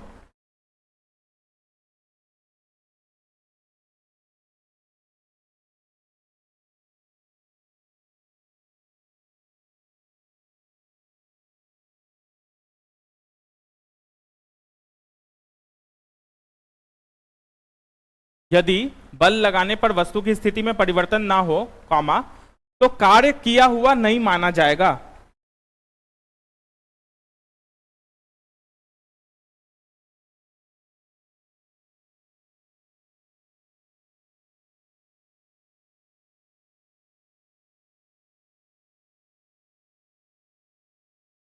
मतलब जैसे हम बोल रहे थे कि इस बोर्ड पे इस दीवार पे हम धक्का मार रहे हैं और इसकी स्थिति को हम परिवर्तन नहीं कर पाए। हम भले धक्का लगा रहे हैं, हम अपना बल भी लगा रहे हैं, लेकिन उसकी स्थिति नहीं परिवर्तन किए तो कार्य नहीं हुआ। ये बहुत इंपॉर्टेंट बात है कि अगर हम बल लगा रहे हैं इसका मतलब जरूरी नहीं है कि कार्य मेरा हो ही, बल लगाने के बाद भी कार्य नहीं हो रहा है। जैसे कि हम इस पे बोर्ड, ये याद रखना, ये तो याद रखना क्या है, अपने दिमाग से भी सोच सकते हो कि भाई हम अपने बेंच पे लिख रहे हो और लिखते लिखते याद आया कि भाई ये 0 होगा कि नहीं होगा, अगर कार्य है कि नहीं है, ये क्वेश्चन है। सीधा सोचो कि भाई हम डेस्क पे अगर धक्का लगा रहे हैं और डेस्क हिल ही नहीं रहा है, तो हम कुछ मेहनत कर रहे हैं, बल लगा रहे हैं, लेकिन काम नहीं हो रहा है, स्थिति में परिवर्तन नहीं हो रहा है। डेस्क तो नहीं ना तोड़ दोगे तुम, तोड़ दोगे तो अलग बात है, नहीं तोड़ दोगे तो वो स्थिति में उसके परिवर्तन नहीं हुआ तो मतलब कार्य नहीं हुआ। तो ये चीज समझने के लिए, मतलब कि अगर बल लगाए तब भी ऐसा हो सकता है कि कार्य नहीं हुआ। ये बात समझ रहे हो ना कि बल लगाने पे भी कई बार ऐसा होता है, कई केसेस में ऐसा हो सकता है कि हम बल लगा रहे हैं लेकिन कार्य नहीं हो रहा है। ये इंपॉर्टेंट बात है। जैसे एग्जाम में भूल के उसके सेंस में हम बता रहे हैं कि एग्जाम में अपना डेस्क पे धक्का लगाना हो तो सोचना कि हम बल तो लगा रहे हैं, लेकिन स्थिति में कार्य मतलब क्या हुआ, स्थिति में परिवर्तन। बेसिक वर्ड क्या हुआ कि चेंज इन, जो भी तुम्हारा इनिशियल और फाइनल है उसमें कुछ चेंजेस आना चाहिए। तो चेंज या स्थिति में परिवर्तन नहीं हो रहा है मतलब कार्य नहीं हो रहा है। तो हम अगर बल लगाए नहीं लगाए उससे इरेलेवेंट है, बल लगाने के बाद भी अगर कोई स्थिति में परिवर्तन नहीं हुआ तो कार्य मेरा नहीं हो रहा है। ठीक है, यदि ये लिखवा दिया ना, यदि बल लगाने पर वस्तु की स्थिति में परिवर्तन ना हो तो कार्य किया हुआ नहीं माना जाएगा। नेक्स्ट पैराग्राफ में लिखो, किसी वस्तु पर किए गए कार्य का मान, किसी वस्तु पर किए गए कार्य का मान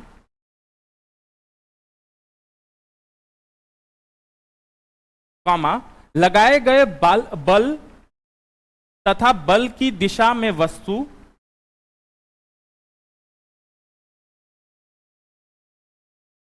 लगाए गए बल तथा बल की दिशा में वस्तु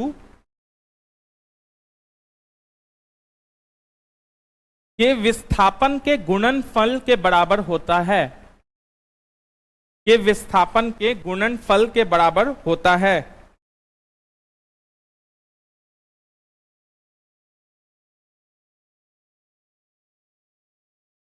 देयरफॉर, नीचे लिखना देयरफॉर ऐसे करके, कार्य इक्वल टू बल इंटू बल की दिशा में विस्थापन।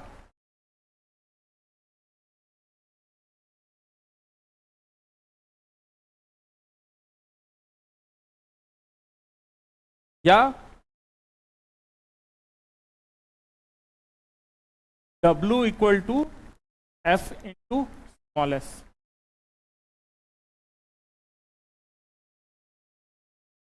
विस्थापन की बात कर रहे हैं ना, डिस्प्लेसमेंट की बात कर रहे हैं।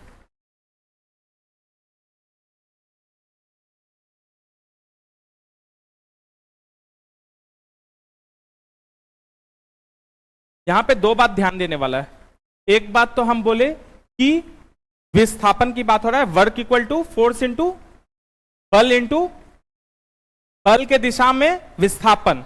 तो डिस्प्लेसमेंट की बात कर रहे हैं या विस्थापन की बात कर रहे हैं। तो अगर जो एग्जांपल हम लोग दिए थे स्वीट होम वाला कि घूम के स्वीट होम वापस आ गए, या जो अभी हम मोटरसाइकिल से टंडैली वाला एग्जांपल दिए थे कि पूरा घूम फिर के, या स्कूटी से, मोटरसाइकिल स्कूटी से हम अपना घूम फिर के वापस घर आ गए, तो मेरा विस्थापन कितना हो जाता है, इतना ही बड़ा बिग जीरो हो जाता है। ठीक है, तो किसी भी चीज को जीरो से गुना करेंगे तो वो जीरो होगा। तो इसलिए स्थिति में परिवर्तन नहीं हुआ, घूम फिर के वापस वहीं आ गए, तो स्थिति में परिवर्तन नहीं हुआ मतलब विस्थापन नहीं हुआ। तो तुम्हारा जो वर्क है या काम है वो जो तुम्हारा वो है जीरो ही होगा, पहला बात। ठीक है, ये यहाँ पे विस्थापन है, डिस्टेंस नहीं है, डिस्प्लेसमेंट है, दूरी नहीं है, विस्थापन है। ये चीज ध्यान रखना, जब क्वेश्चन में ऐसे ही तुमको कंफ्यूज करेगा कि क्वेश्चन में दूरी दिया रहेगा और विस्थापन अलग से दिया रहेगा, डिस्टेंस और डिस्प्लेसमेंट अलग से दिया रहेगा, और तुम डिस्टेंस उठा के अगर कर लिए तो गलत हो जाएगा। ठीक है, दूसरा बात, बल की दिशा में विस्थापन, मतलब अगर हम फोर्स इस डायरेक्शन में लगा रहे हैं, बल इस डायरेक्शन में लगा रहे हैं, तो विस्थापन इसी दिशा में होगा, उसको गुना कर रहे हैं। बल और इंटू विस्थापन नहीं लिखे हैं, क्या लिखे हम, बल इंटू बल की दिशा में विस्थापन, मतलब फोर्स के डायरेक्शन में मेरा जो डिस्प्लेसमेंट है उसकी बात कर रहे हैं। जिस डायरेक्शन में हम फोर्स डाल रहे हैं उसी डायरेक्शन में डिस्प्लेसमेंट। तो अगर हम फोर्स ऐसे डाल रहे हैं मान लो, और फोर्स ऐसे डाल रहे हैं और डिस्प्लेसमेंट ऐसे हो रहा है, तो क्या होगा, हमको कौन सा निकालना पड़ेगा? फोर्स अगर हम इस डायरेक्शन में जा रहे हैं, ऐसे हम फोर्स डाले, ठीक है, ये फोर्स डाले, फोर्स का डायरेक्शन क्या हो गया, ईस्ट वेस्ट नॉर्थ साउथ, ठीक है, दिख रहा है सबको। फोर्स का डायरेक्शन क्या हो गया, ये ईस्ट डायरेक्शन में आ रहा है, और मेरा जो विस्थापन है या डिस्प्लेसमेंट है वो क्या हो गया है तुम्हारा, नॉर्थ ईस्ट, नॉर्थ ईस्ट हो जाएगा ना, 45, एक 45 का एंगल मान लो, ठीक है, ठीक है, 45 डिग्री का मान लो, तो ये नॉर्थ ईस्ट का एंगल में हो गया। तो मतलब जो हमको ये डिस्टेंस जो है, विस्थापन जो है, हमको ये नहीं चाहिए, ये चाहिए, विस्थापन डायरेक्शन में चाहिए। तो मतलब ये वाला अगर हमको नीचे निकालना है तो cos थीटा एक फॉर्मूला याद है, cos थीटा इक्वल टू क्या होता था, cos theta equal to base by hypotenuse होता था। ये ऐसे अगर रहता था, हाइपोटेन्यूज ये रहता था, अगर ये 90 डिग्री है तो ये अगर h है, ये परपेंडिकुलर है और ये बेस है। तो हम लोग क्या 2-3 फॉर्मूला पढ़े थे, साइन थीटा पढ़े थे मैथ्स में, P बाई एच मतलब perpendicular by hypotenuse. Cos theta equal to हम लोग पढ़े थे P बाई एच मतलब कि बेस बाई हाइपोटेन्यूज। तो अगर हमको ये पता है और ये निकालना है तो क्या हो जाएगा, तो अगर हमको B निकालना है और H हमको पता है तो B इक्वल टू क्या हो जाएगा इस फॉर्मूला से, 90-20। अभी हम ये पूछ रहे हैं कि अगर इस फॉर्मूला में हमको B पता, हमको निकालना है और H पता है तो B इक्वल टू क्या हो जाएगा, H cos थीटा हो जाएगा। अब यहीं पे वापस इस पे आते हैं, तो अगर हमको ये पता है, ये मेरा हाइपोटेन्यूज है, तो अगर हमको इसका ये निकालना है, अगर थीटा पता है और ये पता है हमको, तो ये क्या हो जाएगा, नीचे वाला बेस क्या हो जाएगा, ये बेस है ना S, तो S क्या हो जाएगा इक्वल टू F cos 45 हो जाएगा, मतलब cos थीटा हो जाएगा। यहाँ पे 45 हम बता रहे हैं, यहाँ पे जो भी होगा वो cos थीटा हो जाएगा। अगर ये F है तो F cos थीटा हो जाएगा नीचे वाला। ये बात समझ में आ रहा है, बल के डायरेक्शन में अगर हम निकालना चाह रहे हैं। ऐसा कैसे होता है, जैसे मान लो पूल खेलो या फुटबॉल खेले होगे बचपन में, तो फुटबॉल मान लो तुम मारते हो ऐसे हो, सीधा हो, लेकिन जाता टेढ़ा है कभी कभी, ठीक है, कभी कभी क्या, ज्यादातर हम सीधा मारते हैं। कोई यहाँ फुटबॉल का प्लेयर तो बैठा नहीं है, तो हम सीधा मारेंगे तो टेढ़ा ही जाता है। कोशिश करेंगे सामने गोल पे मार ऐसे रहे, सीधा बॉल उधर जा रहा है, ठीक है, मतलब फोर्स हम लगा रहे हैं, जो बल लगा रहे हैं इस डायरेक्शन में और बॉल उस डायरेक्शन में जा रहा है। तो हमको बॉल जिस डायरेक्शन में जा रहा है उस डायरेक्शन में, जिस दिशा में बॉल जा रहा है उस दिशा का हमको नहीं देखना है दूरी, इस दिशा में जो बल के दिशा में जो दूरी है इनटू बल, वही मेरा क्या हो जाएगा, वर्क। वर्क जो होगा वो बल इंटू बल की दिशा में जो मेरा है कार्य, वर्क यानी कि कार्य क्या होगा, बल इंटू वर्क, बल की दिशा में विस्थापन। नहीं समझ में आ रहा है, कार्य जो है work equal to force into displacement in the direction of force. तो हम अगर बल इस डायरेक्शन में मारे, बॉल भरे इस डायरेक्शन में विस्थापन किया है, बल अगर हम इस डायरेक्शन में मारे तो हमको इसी डायरेक्शन में हमको जितना विस्थापन हुआ है उसको अगर गुना करेंगे मेरे बल से, तो क्या बन जाएगा, मेरा वर्क या कार्य बन जाएगा। नहीं समझ में अभी, जिस डायरेक्शन में हम बल डाल रहे हैं उसी डायरेक्शन में हमको विस्थापन चाहिए। नहीं समझ में आ रहा है तुमको, लग रहा है आ रहा है, ऐसे कर रही थी, हमको लगा शायद नहीं समझ में आ रहा होगा। अच्छा समझ में आ रहा है तुम लोग को ना, पीछे सबको समझ में आ रहा है। तो अगर मेरा फोर्स इस डायरेक्शन में है, तो जब मेरा अगर थीटा दिया हुआ, यहां हम 45 लिख दिए, ये अगर थीटा जिस एंगल पे दिया हुआ है कि इस एंगल पे हम फोर्स इस एंगल पे लगाए, लेकिन बॉल मेरा इस एंगल पे भागने लगा, तो नीचे वाला अगर हमको चाहिए, अगर हमको थीटा पता है और ये पता है, तो हम नीचे वाला निकाल सकते हैं विस्थापन कितना होगा। कैसे निकाल लेंगे, अभी हम लोग इससे निकाल सकते हैं पाइथागोरस थ्योरम से। cos theta equal to base by hypotenuse होता है, तो हमको बेस चाहिए, ये चाहिए हमको। ये डायग्राम थोड़ा उल्टा हो गया है, एक सेकेंड। के डायरेक्शन में बनाते हैं तो समझने में ज़्यादा आसान पड़ेगा। ठीक है, थीटा है, ठीक है, यहाँ पे एच कर देते हैं या पी कर देते हैं या बी एस कर देते हैं। ठीक है, तो हम यही डायग्राम, पीछे वाला डायग्राम को हम वापस यहीं ले आए हैं। तो अगर हमको ये पता है, ठीक है, डायरेक्शन में पता है कि दूसरे डायरेक्शन में इतना डिस्प्लेसमेंट हुआ, और हमको थीटा पता है कि किस डायरेक्शन में फोर्स से इतने एंगल पे डिस्प्लेसमेंट हुआ, तो हमको अगर पूछा जाएगा कि वर्क कितना है, टोटल तुम्हारा कार्य कितना है, तो वो क्या हो जाएगा, force into displacement in the direction of force. मतलब कि बल, कार्य जो है बल इंटू विस्थापन बल की दिशा में।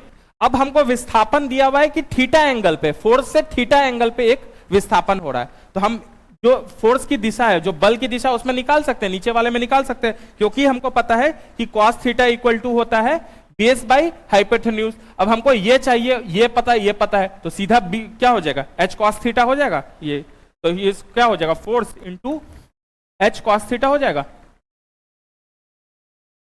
बात समझ में आ रहा है सबको? बल और बल के डायरेक्शन में, बल की दिशा में विस्थापन निकालना है। अब बोल रहा है कि विस्थापन जो है वो बल की दिशा में नहीं हुआ, हम बल ऐसे लगाए, विस्थापन किसी विस्थापन एक थीटा एंगल पे हो गया, एक थीटा एंगल पे विस्थापन हुआ, जिस डायरेक्शन में हम बल लगाए, जिस दिशा में हम बल लगाए, उससे थीटा एंगल पे मेरा विस्थापन हुआ।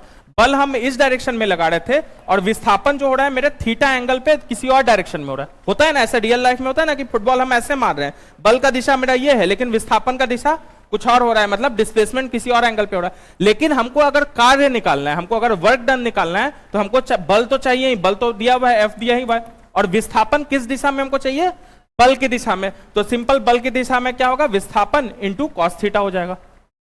समझ में आ रहा है इस फॉर्मूला से? लिखो, ये सबको समझ में आ रहा है ना?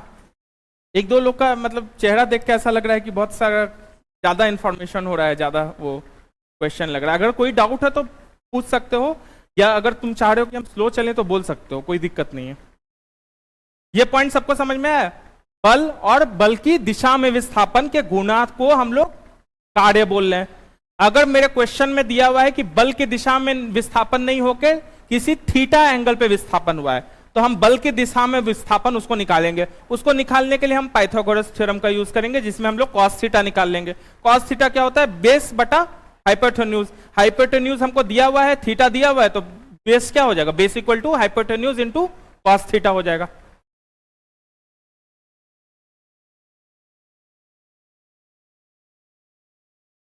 यदि बल, नेक्स्ट लाइन लिखना है, यदि बल F, कैपिटल F,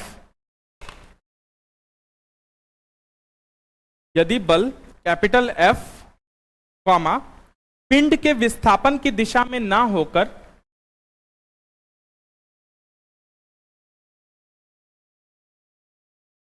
यदि बल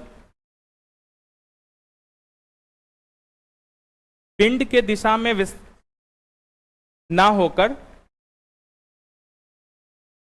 उससे थीटा कोण बना रहा हो, मतलब इसमें क्या बोल रहा है, इसमें उल्टा बोल रहा है कि पिंड की दिशा जो है वो तो ठीक है, ये है, लेकिन मेरा जो बल है वो इधर लग रहा था। क्वेश्चन में यहां पे क्या बोल रहे हैं हम, इसका उल्टे टर्म्स में हम समझा, डिफरेंट टर्म्स में समझा रहे थे। इसको दूसरे तरीके से ऐसे भी समझ सकते हैं कि अगर हम फोर्स जो है, जो बल है मेरा, वो पिंड की दिशा में नहीं होके एक थीटा एंगल पे था, मतलब हम बल ऐसे लगाए और मेरा सामान जो है ऐसे गया, और हमको एस पता है कि जो विस्थापन है वो पता है, और बल किस एंगल पे गया है, तो सिंपल फॉर्मूला वही हो जाएगा। तो ये एफ को इस डायरेक्शन में हम ले आए, इसको इस डायरेक्शन में ले जाएं या इसको इस डायरेक्शन में ले जाएं, बात तो बराबर है ना, दोनों एक डायरेक्शन में होना चाहिए। ये समझ रहे हो? एक दिशा में एफ है और एक दिशा में एस है। मान लो एफ अगर ऐसे लगाए तो एस ऐसे गया है, ये सब देखो, तो हमको या तो इसको यहां ले आए तो दोनों एक दिशा में आ जाएगा, या इसको यहां ले आए दोनों एक दिशा में हो जाएगा। हमको चाहिए क्या कि बल और विस्थापन जो है दोनों एक दिशा में हो। तो अगर ऐसे है, अगर फोर्स ऐसे है, बल ऐसे है और विस्थापन ऐसे है, तो या तो इसको हम यहां ले आए तब दोनों क्या हो गया, एक दिशा में हो गया, या इसको यहां ले आए एक दिशा में हो गया। तो यहां यही बोल रहा है कि बल का दिशा ये है और विस्थापन का दिशा ये है, और दोनों थीटा एंगल बना रहा है। तो हम दोनों को एक दिशा में ले आएंगे तो क्या हो जाएगा, वर्क डन क्या हो जाएगा, एस तो रहेगा ही तुम्हारा, और एफ को अगर नीचे लाना है, इस दिशा में लाना है, तो क्या हो जाएगा, एफ कॉस थीटा हो जाएगा। कैसे हो जाएगा ये समझ में आ रहा है? कॉस थीटा इक्वल टू, फिर से निकालेंगे अगर, तो अगर यहां से एक इमेजिनरी परपेंडिकुलर बनाए P, cos theta is equal to, sorry P का तो जरूरत भी नहीं है, बेस डिवाइडेड बाई हाइपोटेन्यूज, तो S equal to F cos theta हो जाएगा। ठीक है, तो यदि बल F कॉमा पिंड के विस्थापन के दिशा में ना होकर उससे थीटा कोण बना रहा हो, तो ये डायग्राम बनाना, ये वाला,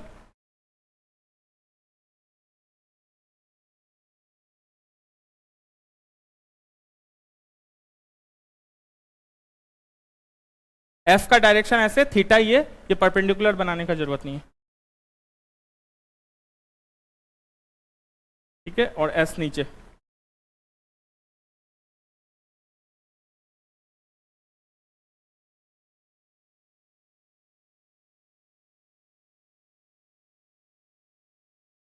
किया गया कार्य नीचे लिखना है इसके, उसके नीचे लिखो W equal to F cos theta into S।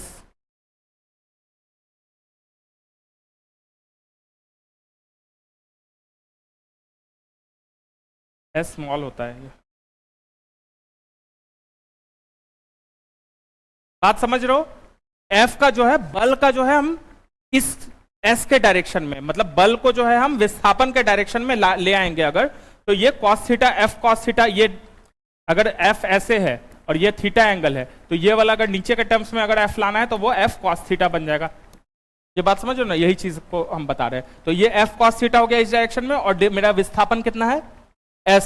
तो बल मेरा हो गया F cos थीटा, और विस्थापन कितना हो गया मेरा? S। दोनों को मल्टीप्लाई करेंगे तो मेरा क्या बन जाएगा? कार्य, यानी कि W। तो therefore W equal to S into F cos theta, या F cos theta into S, ऐसे कर दो। बल को पहले लिखे थे ना फॉर्मूला में, ऐसे लिख दो।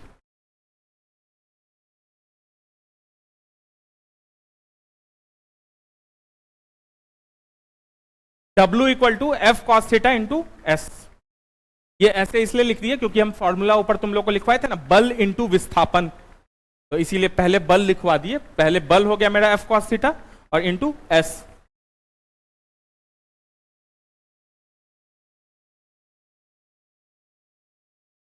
जहां पे नीचे लिखो, जहां F cos थीटा, जहां F cos थीटा विस्थापन की दिशा में, विस्थापन की दिशा में बल का घटक है,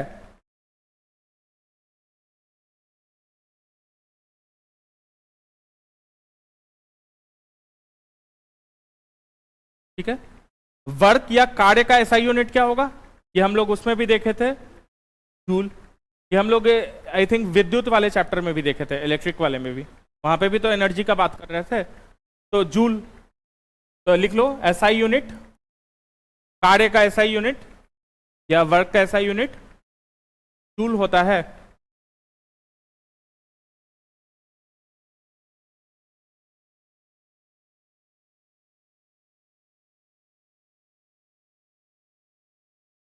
अब एक बात बताओ कि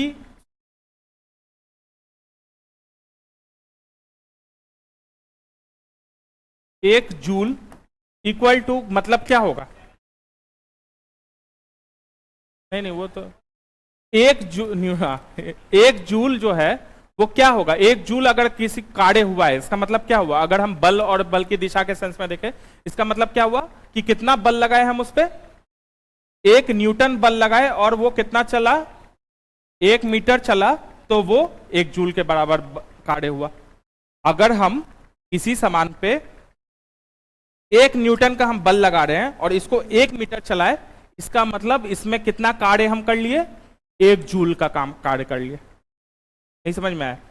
बल, और ये अगर हम इस दिशा में किए तभी, दूसरे दिशा में नहीं।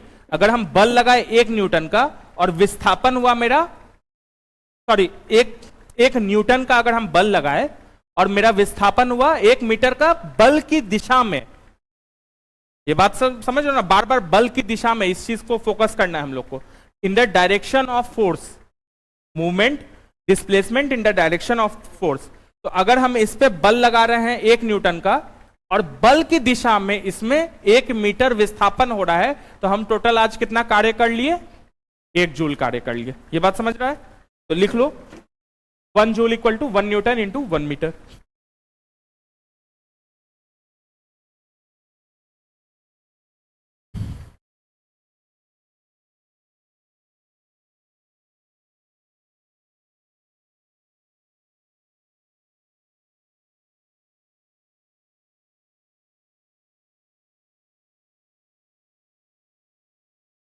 ठीक है, एक बार अब हम लोग क्विक रिवीजन करते हैं आज के क्लास में जो जो भी हम लोग पढ़े। सबसे पहले हम लोग आज का क्लास शुरू किए न्यूटन सेकंड लॉ से शुरू किए, न्यूटन के द्वितीय नियम से शुरू किए, जिसमें हम लोग पढ़े कि सिंपल सा F equal to M A, बल इक्वल टू त्वरण इंटू मास, द्रव्यमान इंटू त्वरण, ठीक है, mass into acceleration, F is equal to M A पढ़े। ठीक है, नेक्स्ट हम लोग पढ़े न्यूटन का तृतीय नियम, तृतीय नियम या न्यूटन थर्ड लॉ। सिंपल ये था कि इक्वल एंड अपोजिट फोर्स का बात कर रहे थे, मतलब कि अगर एक वस्तु किसी वस्तु पे किसी फोर्स लगाता है या उस पे दबाव बल लगाता है, तो दूसरा वस्तु उस पे उतना ही बल लगाता है, लेकिन दोनों के दिशा में क्या हो जाता है? जस्ट उल्टा हो जाता है। अगर ये एक दिशा में तो ये उसके ठीक उल्टा दिशा में वस्तु लगाएगा, इक्वल एंड अपोजिट। ठीक है, नेक्स्ट हम लोग कौन सा टॉपिक पढ़े? मोमेंटम या संवेग पढ़े। ठीक है, संवेग क्या होता है? तुम्हारा द्रव्यमान इंटू वेग। ठीक है, संवेग इज इक्वल टू द्रव्यमान इंटू वेग, मतलब कि मास इंटू वेलोसिटी। ये तो बहुत आसान था। ठीक है, अगर किसी चीज का वेग 0 है तो उसका संवेग हमेशा 0 होगा। ठीक है, उसके बाद नेक्स्ट हम लोग पढ़े चेंज इन मोमेंटम, संवेग में बदलाव। यही एक्चुअली क्या है? न्यूटन का सेकंड लॉ से, यही इसी से हम लोग न्यूटन का सेकंड लॉ को डिराइव कर लिए। कैसे डिराइव कर लिए? कि हम लोग बोले कि भाई बल का जो डायरेक्टली प्रोपोर्शनल है, संवेग में बदलाव डिवाइडेड बाय समय जो होता है वो बल के डायरेक्टली प्रोपोर्शनल होता है। संवेग में बदलाव मतलब क्या हुआ? कि फाइनल वेलोसिटी या फाइनल वेग माइनस इनिशियल वेग, तो फाइनल संवेग माइनस इनिशियल संवेग, तो mv minus mu divided by time. Directly proportional किसके हो जाएगा? बल के, मतलब कि फोर्स के। तो F equal to directly proportional to हो जाएगा mv minus mu divided by t। ठीक है, फॉर्मूला में v माइनस u को m को कॉमन ले लिए तो ब्रैकेट में बच गया मेरा v minus U divided by t। v minus U divided by t हम लोग को पता है कि वो त्वरण होता है, यानी कि एक्सीलरेशन होता है, जिसको हम लोग रिप्लेस कर दिए a से। तो f is directly proportional to ma। फिर वहां जब हम इक्वल टू साइन लगाएंगे तो एक कांस्टेंट बन जाएगा जो k है। k जो है वो एक हम लोग ले लेते हैं। अगर हम लोग 1 न्यूटन की बात कर रहे हैं तो हम लोग 1 ले लेंगे, तो f इक्वल टू ma आ जाएगा, जो कि मेरा न्यूटन का सेकेंड लॉ। तो मेरा मोमेंटम से मेरा न्यूटन का चेंज इन मोमेंटम से मेरा न्यूटन का सेकंड लॉ आ गया। फिर हम लोग पढ़े conservation of momentum. Conservation of momentum हम लोग क्या पढ़े? कि भाई मोमेंटम किसी एक सिस्टम का जो होता है वो बदलता नहीं है। अगर 2 बॉल एक दूसरे से टकरा रहा है तो टकराने के समय इनिशियल वेलोसिटी या प्रारंभिक वेग क्या है दोनों का, क्या मान लिए? u1 और u2।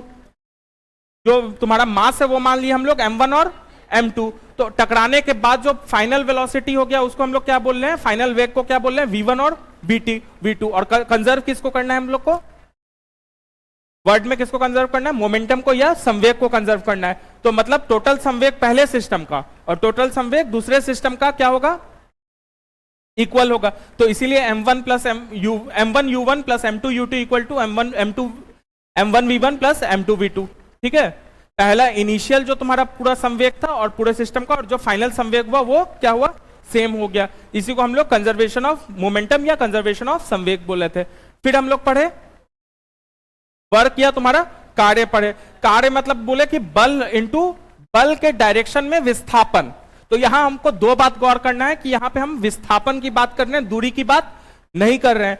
दूसरी बात ये गौर करना है कि बल के डायरेक्शन में, बल के दिशा में विस्थापन की बात कर रहे हैं, सिर्फ विस्थापन की बात नहीं कर रहे हैं, बल की दिशा में विस्थापन की बात कर रहे हैं। तो अगर हम घूम फिर के एक ही जगह पे आ गया तो मेरा विस्थापन जो है वो 0 होता है, तो इसीलिए मेरा वो क्या कार्य जो होगा वो 0 हो जाएगा। और डेफिनेशन में भी हम लोग क्या पढ़े थे कि कार्य करना मतलब क्या हुआ? स्थिति में परिवर्तन। भाई कुछ काम किया तो दिखेगा ना, घर पे अगर हम कुछ जाके काम किए मान लो घर में कुछ हेल्प कर दिया हम जाके, ठीक है, तो कुछ काम किया तो वो दिखना चाहिए ना, कुछ किए ही नहीं तो कुछ दिखेगा ही नहीं, मतलब स्थिति में कोई परिवर्तन नहीं है, मतलब कुछ काम नहीं किया। बैठे हुए हो भर दिन बेड पे बैठे हुए हो, टीवी देख रहे हो, कुछ काम नहीं कर रहे हो, मान लो ना बेड ही ठीक कर रहे हैं, ना खुद ही नहा धोवा रहे हैं, ना पढ़ाई लिखाई कर रहे हैं, कुछ काम ही नहीं किए, तो क्या हुआ, स्थिति में कोई परिवर्तन। घर में सुबह में पेरेंट्स छोड़ के गए थे, शाम में वैसे ही देख रहे हैं, जैसे थे वैसे ही है, मतलब स्थिति में परिवर्तन नहीं आया। नहीं आया मतलब कार्य नहीं हुआ। तो सिंपल सी बात है कि स्थिति में परिवर्तन को हम कार्य बोल रहे हैं। स्थिति में परिवर्तन की जब बात कर रहे हैं, इसका मतलब विस्थापन की तरफ बात कर रहे हैं हम दूरी के सेंस में नहीं बात कर रहे हैं, हम लोग विस्थापन के सेंस में बात कर रहे हैं, मतलब डिस्टेंस नहीं बात कर रहे हैं, डिस्प्लेसमेंट बात कर रहे हैं, ठीक है। और दूसरी बात हम क्या बोले कि डायरेक्शन, जिस डायरेक्शन में हम, जिस दिशा में हम बल लगा रहे हैं, उसी डायरेक्शन में हम विस्थापन की बात कर रहे हैं, दूसरे डायरेक्शन में हम नहीं बात कर रहे हैं। अगर दूसरे डायरेक्शन में थीटा एंगल पे दिया है तो सिंपल उसको कॉस थीटा से मल्टीप्लाई कर देंगे तो वापस से दोनों एक डायरेक्शन में आ जाएगा। ये हम लोग देख लिए कैसे, क्योंकि cos theta is equal to base by hypotenuse होता है। तो अगर हमको बेस चाहिए, उसी डायरेक्शन में चाहिए, तो हमको एच उधर चले जाएगा, हाइपोटेन्यूज इनटू कॉस थीटा हो जाएगा, ठीक है। नेक्स्ट अब हम लोग ऊर्जा नेक्स्ट क्लास से करेंगे, ठीक है। कोई डाउट है अभी? आई होप समझ में आ रहा होगा सबको, ठीक है। इससे रिलेटेड न्यूमेरिकल भी कुछ कुछ करेंगे हम लोग, ठीक है। इससे मेनली यही न्यूमेरिकल बेस्ड आता है या फॉर्मूला बेस्ड क्वेश्चन आता है, थोड़ा सा उसको हम लोग करेंगे। बात हम लोग को मेन चीज ये सब यूनिट पे बहुत ध्यान देना है। हम बार बार बोल रहे हैं कि जितना जो है सबका यूनिट जो है ना, खेल यूनिट में हो जाता है। सब चीज पढ़े रहोगे और एग्जाम में गलत हो जाएगा तो फिर बहुत दुख होगा। चलो ठीक है, थैंक यू।